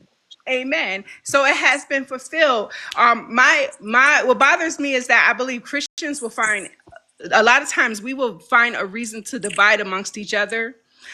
I don't believe that celebrating Christmas is a heaven or hell issue. If you decide to celebrate the birth of the incarnation of Christ, if you decide to celebrate, great. If you decide that you do not want to celebrate because you're not in agreement with the date, you're not in agreement with the time of year, and that's just, you're not in agreement with the how, then that's up to you. But I do not believe that we should be placing each other in heaven or hell based on whether or not we choose to celebrate or not. And I can make this argument personally because I have been on both sides of it. I grew up celebrating Christmas in my home, and then there was a period of time where I was strongly was against celebrating because I went into did some studies and some of the same arguments that people brought up to today, and they've been bringing up for years. I was wrapped up in them as well, where I didn't believe that it was a Christian celebration. I believe that it was wrapped within paganistic roots. So I decided that it was something that I didn't want to participate in. However, as I continue, because one thing we have to always learn too is that we have to always be willing to learn. I believe that once people get a little bit of knowledge, then they just take it and they run with it, and they feel like that's still the deal. I don't have to take any more information in. I've learned enough. They can't take any more in. I continue to study and learn. And when I learned that a lot of those ways weren't really intertwined, or they weren't paganistic roots, it was some of it was actually theory. I had to reconsider, and I had to go back into my studying to find out, oh, Yeah. well, these things were actually happening prior to these theories that came up along the way. And Yeah. so, there's some things that I don't do in my celebrating the incarnation. I still I don't do certain things, but that's my choice. Yeah. But I don't go, and even during my time where I did not celebrate Christmas, I didn't force it on people. I didn't tell people why they shouldn't. Like Right. my mother was even upset with me because I have children. Like, you shouldn't do that to your children. But it was something that I needed to do in my household. And I told my mom, if it's something that I have to take away so I can have a complete understanding, then I would prefer to take it away so that I can get the understanding, then continue to celebrate something that I'm not sure about. Yeah. Now I can say that I'm sure. I believe in Christ. I believe that he was born. I believe he walked this earth. I believe that he's God incarnate in the flesh. I believe that he died, he was buried, and he rose. And if I could celebrate my birthday, my children's birthday, my mama's birthday, and everybody else's birthday, then I can definitely celebrate the birth of Christ. And if anybody has a problem with that and they can celebrate other things in their life, I don't understand how they can have a problem with who decides to celebrate the birth of Christ, or the incarnation, I Yeah. would say, of Christ. Amen. Hey, listen, y'all. I'm gonna come back later, but I gotta go. My flight is boarding now. I just want to show y'all this for release. I really hate that she just jumped off, but if you're still listening, dear sister, I made this offer yesterday when you stitched my video. If you want, I will send you a free copy of this PowerPoint with all of the sources in it.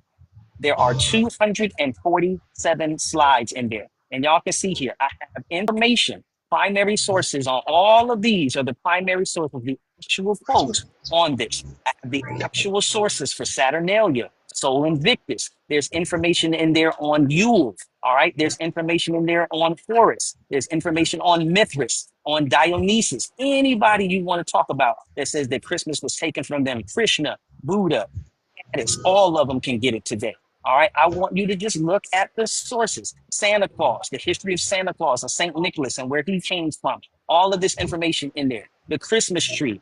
And then I added in there Jeremiah 10, Odin, gingerbread, where they come from, Christmas stockings, the mistletoe, Krampus, anything that you can think of that they're saying that Christmas is taken from, to Renice, to Exodus, and Truth Never Lies, those that are on the opposing position. Send me a DM. Send me Hey, a Kevin. DM, and I will send you a copy of that PowerPoint for you to look at the sources. Yeah, Hey, I'd like I'm to Kevin. gonna hear. let Before you get the you leave, last comment. Truth Never Lies. I'm gonna let you get the last comment because I gotta roll. yeah. Before you leave, man, and I know you're in a rush, man. Like I said before, I don't want to argue with you or anything. But one thing I And real quick, I'm noticed, sorry, Truth. I'm sorry, Truth. Anybody else that's interested, hit the link in my bio, and you can go on my website to get the PowerPoint. All right, Truth. Go ahead. My bad. one thing I noticed every time you pull up your screen with the sources on it, I look at everything, and I looked up at the top, and it says the title, the heading said, "Christmas is not pagan." What I want you to Hmm. do is also type in "Christmas is pagan" and run all those sources. And it's going to be a whole bunch of sources, just like the sources for "Christmas is not pagan." If you type in "Christmas is not pagan," of course, they're going to give you sources trying to prove it's not pagan. That's bias research. You got to look at the other side too. So That's you're real making an research. assumption. You're making an assumption that I No, typed that's what I in. saw. Pull it up right now. Hear me up. I just packed it up. That's the title of my presentation. But as an apologist, one of the things I do is play chess, not checkers. And I examine the sources for the opposing side. That's how I got the information on Sol Invictus. That's how I got the information on Saturnalia, was by looking at the information from the opposing side. So I didn't go look at Christian sources. I went and looked at pagan sources in order to debunk them. Okay, So that make I know that my that makes research, sense, bro. but Yeah. that's what it said. I saw it up there. Christmas Yeah, is I play pagan. chess, not checkers. Okay, but also remember I asked you about esoteric and exoteric. Once you I got you. research that, you're gonna understand why I said that to you. And I hope you research it so you can find out that there's an information that's given to the masses and there's an information that's kept hidden from us. But if you start to study these occultists, Satanists, Luciferianists, pagans, Wiccans, you're gonna find out some stuff that you probably didn't even think existed, and they're gonna explain to you, hey, this is what we do, this is why we do it, and this is how we do it. Pick up the Satanic Bible and read it, and you'll start to see that a lot of their customs and traditions people are indulging in because they don't know that it exists, and they don't know how the Satanists get down, the Luciferians get down, the Freemasons get down. But once you start to dig into their occult knowledge and what they believe, they go explain it to you. And those are the best sources to find because nobody knows paganism better than them. Get on your flight. Be safe, man. Have a good day. Wherever you headed, man, be safe because our world is kind of screwed up, man. People out here doing some messed up stuff, man. And I hope God bless you with some understanding, man, and you check out this stuff. It looks, hold on, y'all. I think okay, my flight ain't leaving yet. I got a few more minutes. I was looking at the wrong doggone thing. So Hey, um can I say I something have a real quick? problem. Go ahead, Exodus. Go ahead. Okay, I ain't gonna talk long. No, you good. See, I see, got a few minutes. I don't have a heaven or hell to send anybody to when it comes to celebrations or whatever you choose to do. That's not what I'm, even required to even be concerned about. My Hmm. thing is this though. I know the resources and where they came from, and sometimes people are a little ignorant to see. I'm ignorant to a lot of stuff, and it's okay to accept new information. Call myself ignorant because I leave myself open to learn.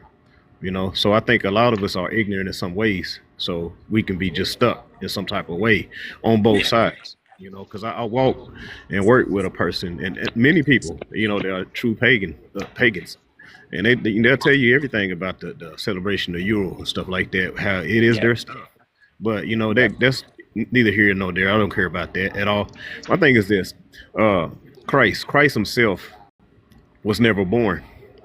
Why do I say that? Because Christ Oh, always existed. He just came in different forms. He said, I "Unto see us what a you child is born; unto I see us a what you child, did there. son is given." Yeah. I s- Exactly. Because he was, he don't have a birthday because he is the Most High. so He didn't have to I learn. get The what you're saying. body did though. The body. So I Yeah. separate the body, the vessel that had to learn and grow in stature and all that from the what was inside of him, because he said he do nothing without the Father. Yeah. So I celebrate that was inside of him, because when the rich young ruler slid at his feet, he said, "Good master, good master." He's like, "Hold on, what do you perceive as good? Are you looking at me, this vessel, this body, the the the stuff I can do? Not what you supposed to be looking at what's inside of me." So the Yeah. real gift is what was inside of that vessel, not the vessel itself, because the vessel was just a sacrifice. It was a glove just to be used. You know what I'm saying? Not the hand that was inside. So I think that we take it too far. We start going to flesh praise, you know. And he said, check us out. He said, it pleased him to bruise that flesh. It pleased him to bruise that flesh. It was what he was giving us that was inside of that flesh that he wants us to focus on more. That body went to the grave. But the But Heavenly Father, that's why he said, I laid down my life. It was just that vessel that he used for that time, because it came many times. He came with, I Melchizedek. He came, in the furnace with 3 Hebrew boys before that vessel even came through Mary. So Christ always been, even David was talking to the rock the whole time. He said that he's going to come from his bloodline, but at the same time, he's already talking about Jesus. He I will was there say this before. for you, Exodus. I love the fact that once I sent you the sources, you were honest enough to say, "Hey, I'll take a look at that," and that's all I'm asking people to do. And so someone brought up, I can't remember if it was you, Exodus, or someone else, but that when you type in Google, you need to look at stuff that says, is Christmas pagan? And that's exactly what I did. Because Mhm. as I like to, when I do apologetics, I like to play chess. I want to know what arguments the people who are in opposition to what I believe, I want to know what their arguments are. So that when Yeah, they bring up that's why as soon as she said Saturnalia, as soon as she said Sol Invictus, I was ready because I already. already know that's what, when soon as somebody says Nimrod, I'm like, I got you. Because and see, here's the thing with AI, y'all. When you look up something on Google or AI, you don't know where they're getting their information from. Many Hmm. people don't even click that link button in there to see that what Google and AI are just research assistants. All they're Yeah, going to do is go find any information on the internet that agrees with what you're asking it in there. But what that's it facts. doesn't do is think for you. It's a research system. It will pull information, but it is up to us to use our brains and our intellect to examine that information. So people That's will facts. think all of a sudden that just because this source says that Christmas is pagan, but they don't go. What I do is I go to the website. The first thing I do is I look at who wrote that website or Uh-huh. who wrote that article, who wrote it, what are their credentials, are they an expert in this area? Are they a historian? Do they know anything about Tammuz and Babylonian and Mesopotamian culture? Because if you don't, you can't tell me nothing about Tammuz if you don't know anything about Mesopotamian culture. So I look at who wrote Facts. it. The second thing I look at is, okay, where did they get their information from? And if you send me an article that does not have any footnotes in it, then it's completely discredited for me because what you're looking at is a person's opinion. That is why primary sources are so important because primary sources are not someone's opinion, they are the actual source document. And there is no source document that says that Nimrod and Semiramis were married. There is no source document that says that Nimrod and Semiramis even existed in the same century. So I Hmm. know automatically, as soon as someone brings up Nimrod, they are bringing up the lack of research from Alexander Hislop's Two Babylons. This is the same guy that y'all gonna get tired of my face when Easter rolls around, because the lie that Easter was pagan comes from Alexander Hislop. And when you look at it, every historian, every single scholar, without exception, debunks and discredits Alexander Hislop's book because it is absolutely not rooted in fact. And so when you bring this is why when you go look up stuff on the internet, we cannot be lazy and look up one article, believe exactly what that article says without asking those two critical questions. Who wrote it and what are their credentials? And then two, where did they get their information from? Because 9 times out of 10, when it comes to Christmas and Easter, their source information that people are getting without knowing it is coming from Alexander Hislop. And that is an empirical fact. I agree with that. That's why I say I own books. We got to get away from being lazy with Google. Absolutely. You can have a Google Absolutely. gospel. Yeah.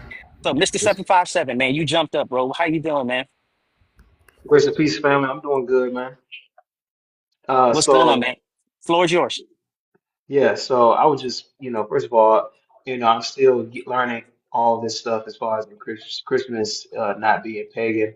After I seen Wes Huff debate Billy Ooh, Carson, yeah, yeah. he's good. You know what I He mean? didn't he didn't debate Billy Carson. He destroyed Billy He just, Carson. Let's boy, be I honest. was, I was so happy because I've been hearing him talk, and I'm like, this guy, I know he lying. You know what I mean? But I was wondering, man, like, as far as in the degrees you got and stuff like that, what do you like? Did you go to school for anything like this, or you? Oh I yeah. know you. Like, Yeah. what type of degrees if somebody want to go down that path, like, what Sure. type of, what should you go for, like, school wise? Yeah. So I have a bachelor in religion from Liberty University, graduated with a 3.9. I also have Nice. a master of divinity from Liberty University, again, graduating with a 3.9. I'm also, for those that don't know, I am an Army chaplain. I've been an Army chaplain for 5 years now. So not only do I know the Christian faith, but I know the faith and I actively work with people who are leaders in other faiths. I work with Muslim imams. I work with Jewish priests. I work with Buddhist monks. So again, I work with the leaders in other religious communities. So, and I've been doing that for 24 years. For Nice. 24 years. So when I went into school, I'm gonna tell you real quick my Genesis story. There was this when Facebook first came out. There was this article called "Greenspan's 13 Things the Bible Says Don't Do, but We Do Every Day," and I looked at it, and the article was just it was stupid. It was just insane. I stayed up till 4 o'clock in the morning, systematically going through every article, every one of them, and destroying and debunking every one of them. And I knew then I was like, okay, God is calling me to defend what I believe. I'll be very transparent and say that I am paranoid when it comes to incompetence. When you do all the personality tests and stuff like that, Hmm. they always tell me that my thing is I'm scared of feeling incompetent. That Right. drives my study because I don't Right. ever want somebody to ask me a question and my answer be like, I don't know. I don't ever Yeah. want somebody to bring me information that I wasn't aware of. And so before I go live with something, you better believe I got sources to back it up. And that just comes from my desire for truth and desire. I want to know what I believe in is true. And that's what drives my study. Do you offer like a training course? Have you thought about making a course, getting with other people and doing stuff like that? Yeah, so actually, I teach discipleship classes all year round. And my next discipleship class, we just had the flyer done. It will begin in January 15th, I think it is. Matter of fact, did I say it? No, I didn't. But it'll begin January 15th. I teach it over Zoom. We've had over 150 students in my last 6 or 7 classes. And then shout out to TikTok. It was actually TikTok that gave me the idea. People love my videos and they said, hey, yo, I would love, I want you to teach a class. I want to do Bible study. And so I started the class, registering it, and we have 150 people from 3 different continents that are in, that take these classes. And we have a ball, man. We have a blast. So when they take classes, not only do I give them the PowerPoints that I developed, matter of fact, this class coming up in January is going to start with how to study the Bible. So that class will be in January. You'll see me promoting it all over my social media and everything. And many of the people here on social media have been in my classes and different things like that. And so not only do I give them the PowerPoint, but in any class you take with me, you're going to get 30 to 40 books, PDF. Nice. You're going to get 30 to 40 PDFs because I want people to leave with more than they're investing in. So you get 6 weeks. We do it every Tuesday from 7 to 9 p.m. Eastern time, every Tuesday for 6 weeks. And we go through Zoom, we go through the teaching, we laugh and joke together, we pray together. We've built a really dope community. And it started with TikTok just saying, hey, Kev, we want more. We want you to do some classes. And the people responded. So, yeah, Drew, man. So, but yeah, so you'll see me promoting it. So anybody that Okay. wants to get in, by all means. Do you have any books? Preferably, like, have you No, thought about making this? Have you thought about making this so Christmas thing a book? yeah, it's so crazy you said that. Somebody on Facebook actually said, hey, Kev, you should put this stuff in a book. And I'll be honest, I was like, we don't read. That was my first response. But what I'm going to do is put it in a book that has QR codes that can link it to videos and different Mm, things. So rather than doing this again next year, again, that PowerPoint is 250 slides and about 100 sources, about 100 scholarly sources in there. So I'm just going to take all of that information and I'm going to write it out just like I was talking and turn it into a book. So next year, not only are you going to get me doing videos all over again, debunking this stuff, you're also going to get a book next year as well. will I see a link? Do you have, can I, if I look this stuff online, can I find it online so people, because when I talk to people, that's what they be wanting to see. They be like, well, you saying all this, but where can I find this online? Because they can find Yeah. easily the nonsense. Yeah, absolutely. If you hit the link in my bio, it'll take you directly to my Papa link. And there's either two choices. You can go to my website and you can get the PowerPoint. The PowerPoint is only $30. It's only $30 for 250 slides. And it's Nice. free. It's already done. All you got to do is hit play. It's already done. If you want the course that we taught on this, we taught a 3-day course. Me and my man BK Apologist, we taught a 3-day course. The course is $50.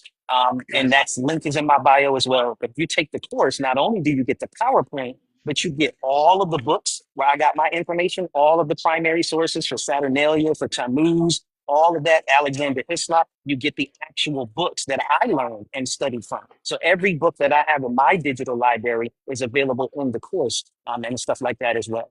But yeah, Nice. so if anybody wants it, it's available.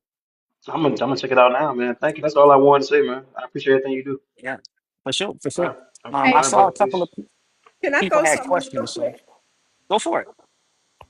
I think this is funny too when I think about it, because when I was thinking about the whole celebrating Christmas and stuff, one of the things that the Lord brought me back to was marriage, right?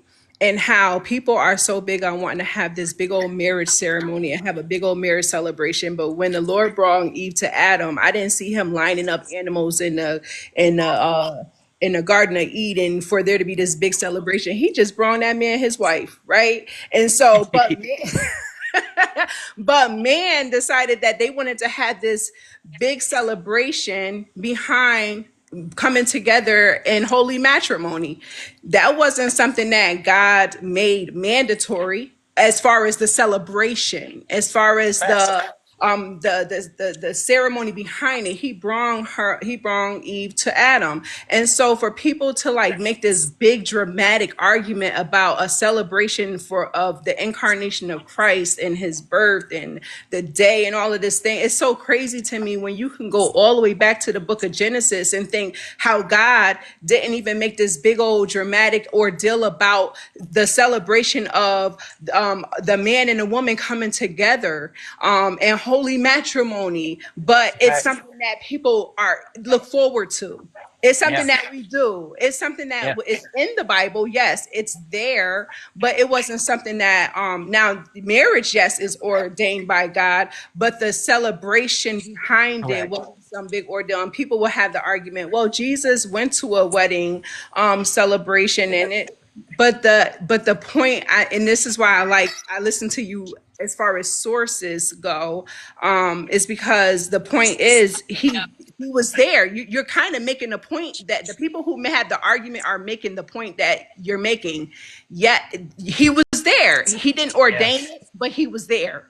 Yeah. It was And celebrated, but he so here's the other thing. If we want to talk about pagan stuff and people don't want to celebrate it because it's pagan, take your wedding ring off, because there's right, nothing in the Bible that talks about wedding rings. You want to talk about pagan? Stop ordering from Amazon, because the Amazon symbol comes from paganism. Stop going to Starbucks, because the Starbucks symbol comes from paganism. right, Stop ordering from Nike, because the Nike symbol is paganism. The days of the week, the planets, the months, all of that stuff is the fork that you eat with is pagan. So if you really want to stop and go through all of this stuff talking about you don't want nothing to do with paganism, right. stop that lying. And then the people talking about they celebrating the feast. Deuteronomy 16 and 16 says that you have to celebrate the three primary feasts: Feast of Unleavened Bread, Feast of the Passover, and Feast of First Fruits. You have to go to Jerusalem. So let me see your passport. Exactly. Stop Most of them don't. lying. You're not celebrating the feast. You ain't living outside for 7 days to celebrate the Feast of Tabernacles. Stop lying. Y'all talk about the feast, but you're not keeping the feast. I will pull your card in a minute. So stop lying. You know, Right. y'all done got me upset now. It is all this stuff. I'm on paganism. Y'all don't want to stop paganism, because everything you do is pagan. You got on a Crazy. whole wedding ring and earrings in your ear and all this other good stuff talking about, no, please let me see your passport before you talk about anything. If you're not going to Right. Jerusalem, you are not celebrating the feast. Stop lying. So they had this, so they could, and it's So funny because they can argue this one holiday, but they not arguing about the ones that they do celebrate. But before I get off, I exactly. just wanted to say that I'm a Liberty University alumni as well. So whoop whoop Hey, to Liberty. champions for Christ. Love you, Paris. Love you. So it is recorded, and I'm definitely going to throw it up on YouTube, Shonda. So I got a few minutes. They're just getting off of the plane and everything now. So throw your questions. Throw your questions out there and everything. Yeah. So again, I mean, Tammuz, Nimrod, Santa, the reindeer, all of that stuff is in that PowerPoint. Man, that thing took me almost a year to perfect. There are so many sources in that presentation that is ridiculous. And again, that's what happens when you have these conversations. And I pray nobody saw me disrespect anybody on this panel. I didn't interrupt anybody on this panel. I'll send it to you, Renice, by all means, send me a DM, sis, or just I can't copy your email, but if you send me a DM with your email, I will absolutely send you the presentation for free. It won't cost you anything and everything. Only thing I ask is just look at it. Just look at it. And that's the crazy thing, y'all. Um, when it comes to many people, and I say this with love, and not to Renice, but to everybody, many people have no idea that the information that is put in these articles that we Google It comes from Alexander Hislop. If I had time, I'd pull out my laptop and show you the actual quote where he says that December 25th comes from Nimrod and Semiramis that were married and had a son named Tammuz. He was upset because he believed that the Catholic Church, all of the things in the Catholic Church were repackaged from Babylon. So he starts with the conclusion, then he manufactures evidence to support it. But when you start looking at history, you realize Semiramis and Nimrod didn't even live in the same time period. That right there should be devastating. As soon as Truth Unedited, I watched his whole video last night, and I'm sitting here thinking I would rip this dude to shreds, his argument, because my problem is not with him, it's his argument. I would rip that video to shreds because there was no, and that is why in his video, there was not one source cited. That should make anybody be a little alarmed. If we're operating in intellectual honesty and someone makes a 30-minute video and they can't quote one source, not one piece of evidence, but I got a whole PowerPoint with 100 sources, that should alarm you. Because anybody that writes a college research paper, you can't just make an argument. You have to start with your thesis and then you have to take evidence to back up your thesis. No, Renice, I watched the video last night. There are no sources in his video. I watched it last night because of you. When you made your video on me last night, I said, okay, let me go. I kept hearing about this Truth Unedited, and I knew it was bogus because inspiring philosophy and everything like that. Okay, I will go back and look. I will go back and look, but I didn't see no sources in there. I didn't see any sources in there. But I will go back and look. But again, every source but scripture. See, this is the thing. You can't use scripture to talk about, and we can use scripture for Christmas. Christmas is not a birthday celebration. It is the celebration of the incarnation. And that's talked about in Luke chapter 2. What times we got to say that? For the Asherah poles, yes. Jeremiah 10 was talking about Asherah poles. Matter of fact, I got a picture in the background. I can show it to y'all real quick. I want y'all to see this. I got some of them in my phone. Uh, Boom, there it is. This is what Jeremiah was talking about. That's what Jeremiah 10 was talking about.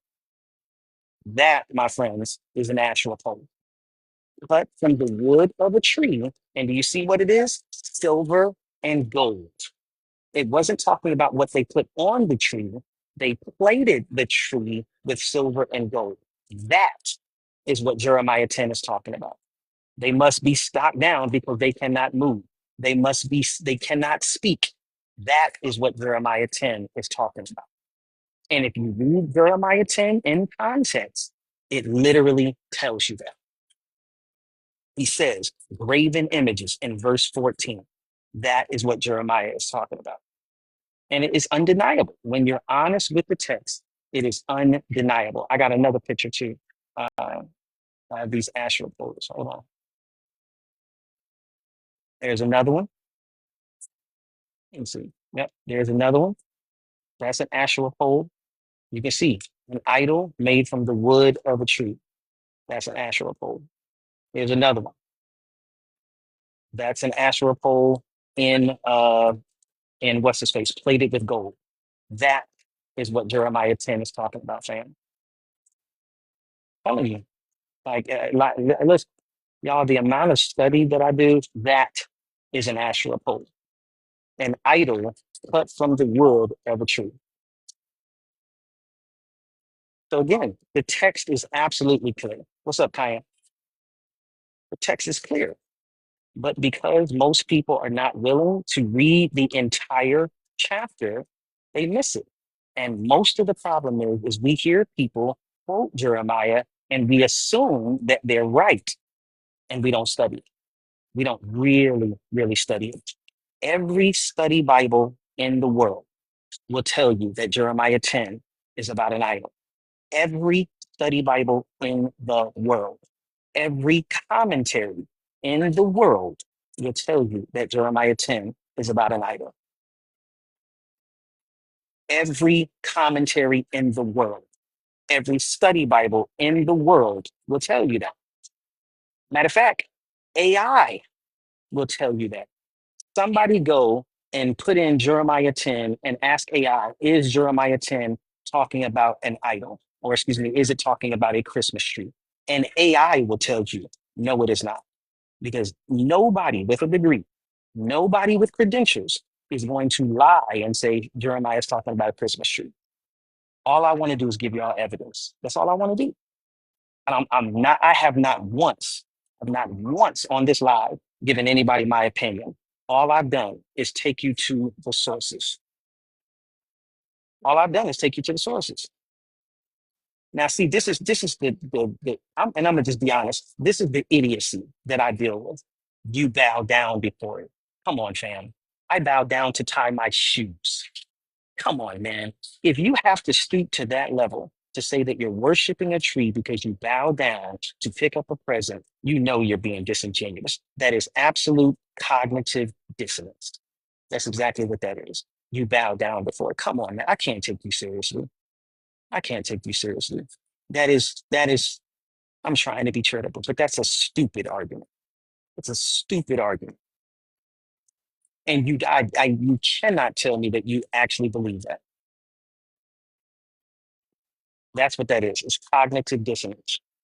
You've been challenged, and something that you have learned has completely disagreed with what you believe. And now you can't reconcile the truth with what you heard. That's what that is. It's cognitive dissonance.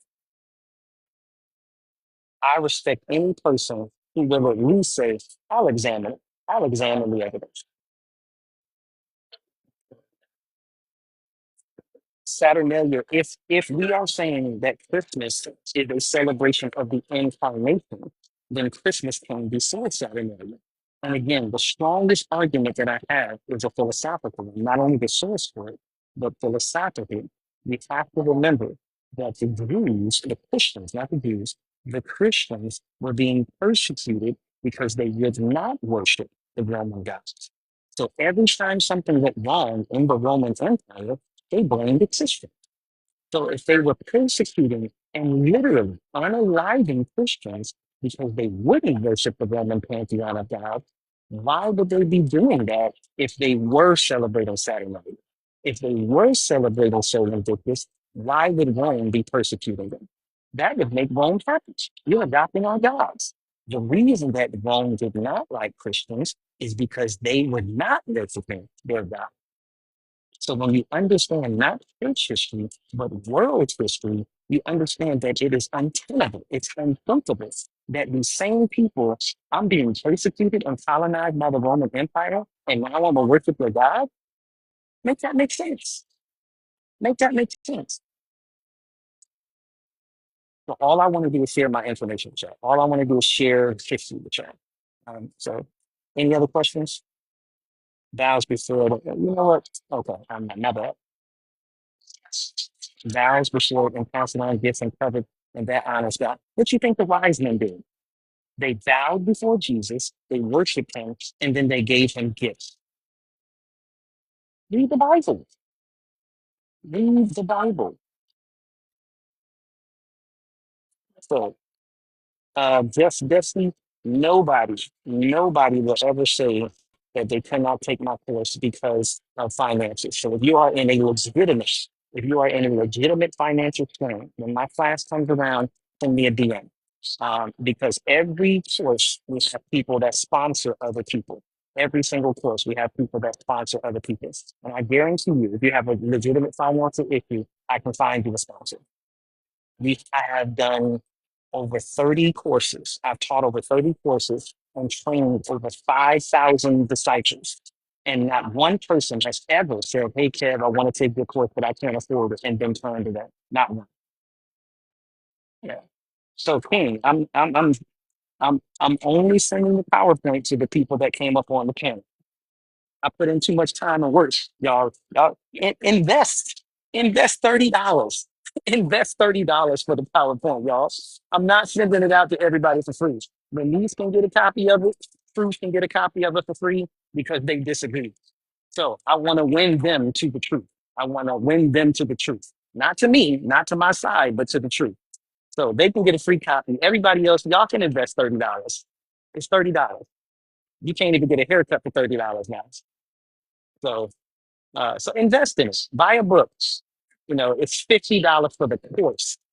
$50 for the course. And that is because the course not only has the PowerPoint, the course has like thirty different books in it. For all the books that I learned from, all the books that I studied from, that's what's in the course. So the course also has the videos of every night in class. It has quizzes, all of that other good kind of stuff.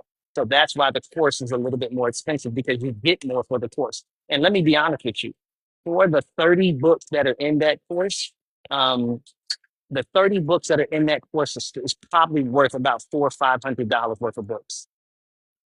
Where are you going to get that for 50 bucks? Think about that now. Think about it.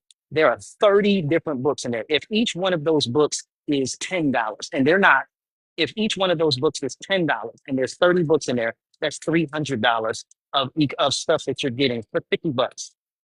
And people still, oh my God, I can't believe that you charging for it. Yes, I spent money on those books. I spent hours away from my family to put that PowerPoint together for y'all. Yes, you want to invest in it. Yes, invest in it. So, all right, this is my last guess. My family, I don't know how to pronounce. If you want the course, go on to hit the link in my bio, and you'll see it right on there. It's the first link. It's the first link. All right. I don't know how to pronounce your name. How do you pronounce your name, my friend? Austin, you there? Can you hear me? Hello. Hello. Okay, he came off. Okay, my bad. All right. Okay. Any other questions, y'all? I got maybe 5 minutes before I get up out of here. Oh, you wanted to thank me. I appreciate that, man. I really appreciate that. Do you have a book bundle we can pay for? Not necessarily. So think about whatever subject that you want, right? So in my link in my bio, there's courses in there on how to study the Bible, on baptism, on the Trinity, on Constantine and the Council of Nicaea. Every one of those courses has about 50 books in it. Think about that, y'all. Every single, so this is the deal that I make with my students, Cayenne and some of the people that's on here. When you take a course with me, this is how they be being slick, right? I make the promise to all of my classes that if I mention a book while I'm teaching the class and I have that book in my digital library, I give them that book.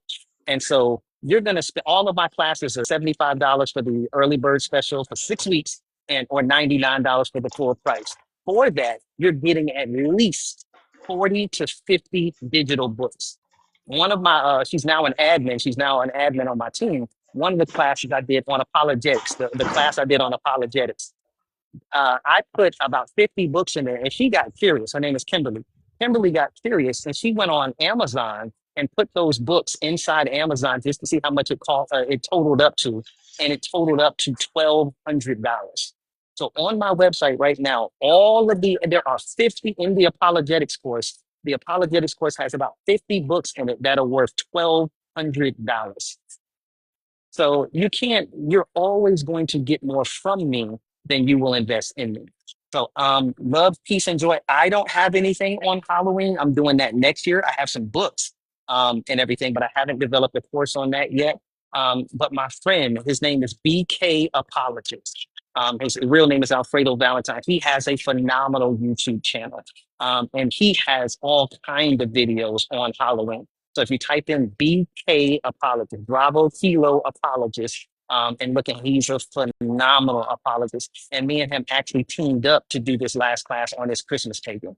So if you check his channel out, you'll get all kind of stuff on Halloween. Halloween, y'all ain't ready for this one. Halloween, she originates as a Christian holiday. Y'all ain't ready. Halloween means All Hallows Eve. So it was a day to celebrate all the people that had been martyred for their faith.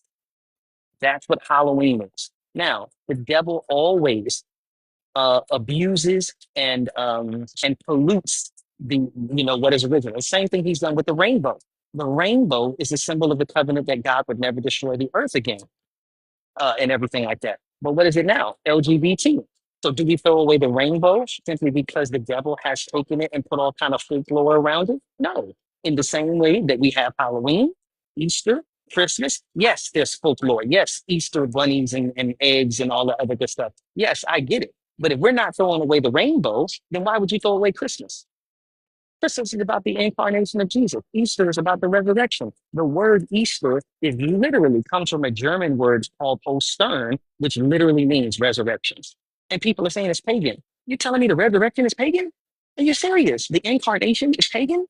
People say that because they listen to YouTube, because they listen to TikTok, but they don't go to the sources. And so every year, I'm gonna be here giving people that work, giving people that work with the sources. And so many people have hit me up and be like, Kev, my Christmas was so much more beautiful. Every year, me and my family, before we open up a present, we sit and we read the Christmas story. We read Luke 2 and we read Matthew 2. And we teach our children where all of these things come from, where the Christmas tree comes from, where the stockings come from, all of that. My kids gonna grow up knowing.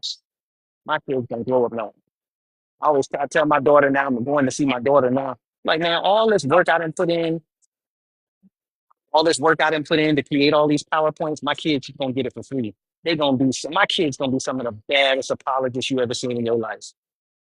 Because they're gonna have all my research and then some. So, hey, family, I'm gonna get ready to go. I love y'all so much. Thank you for your time. Thank you for everybody that came on the panel. I pray that you felt the respect. I love y'all, and even if we disagree, you're still my brother or sister in Christ. I love y'all so much. I'll catch y'all soon.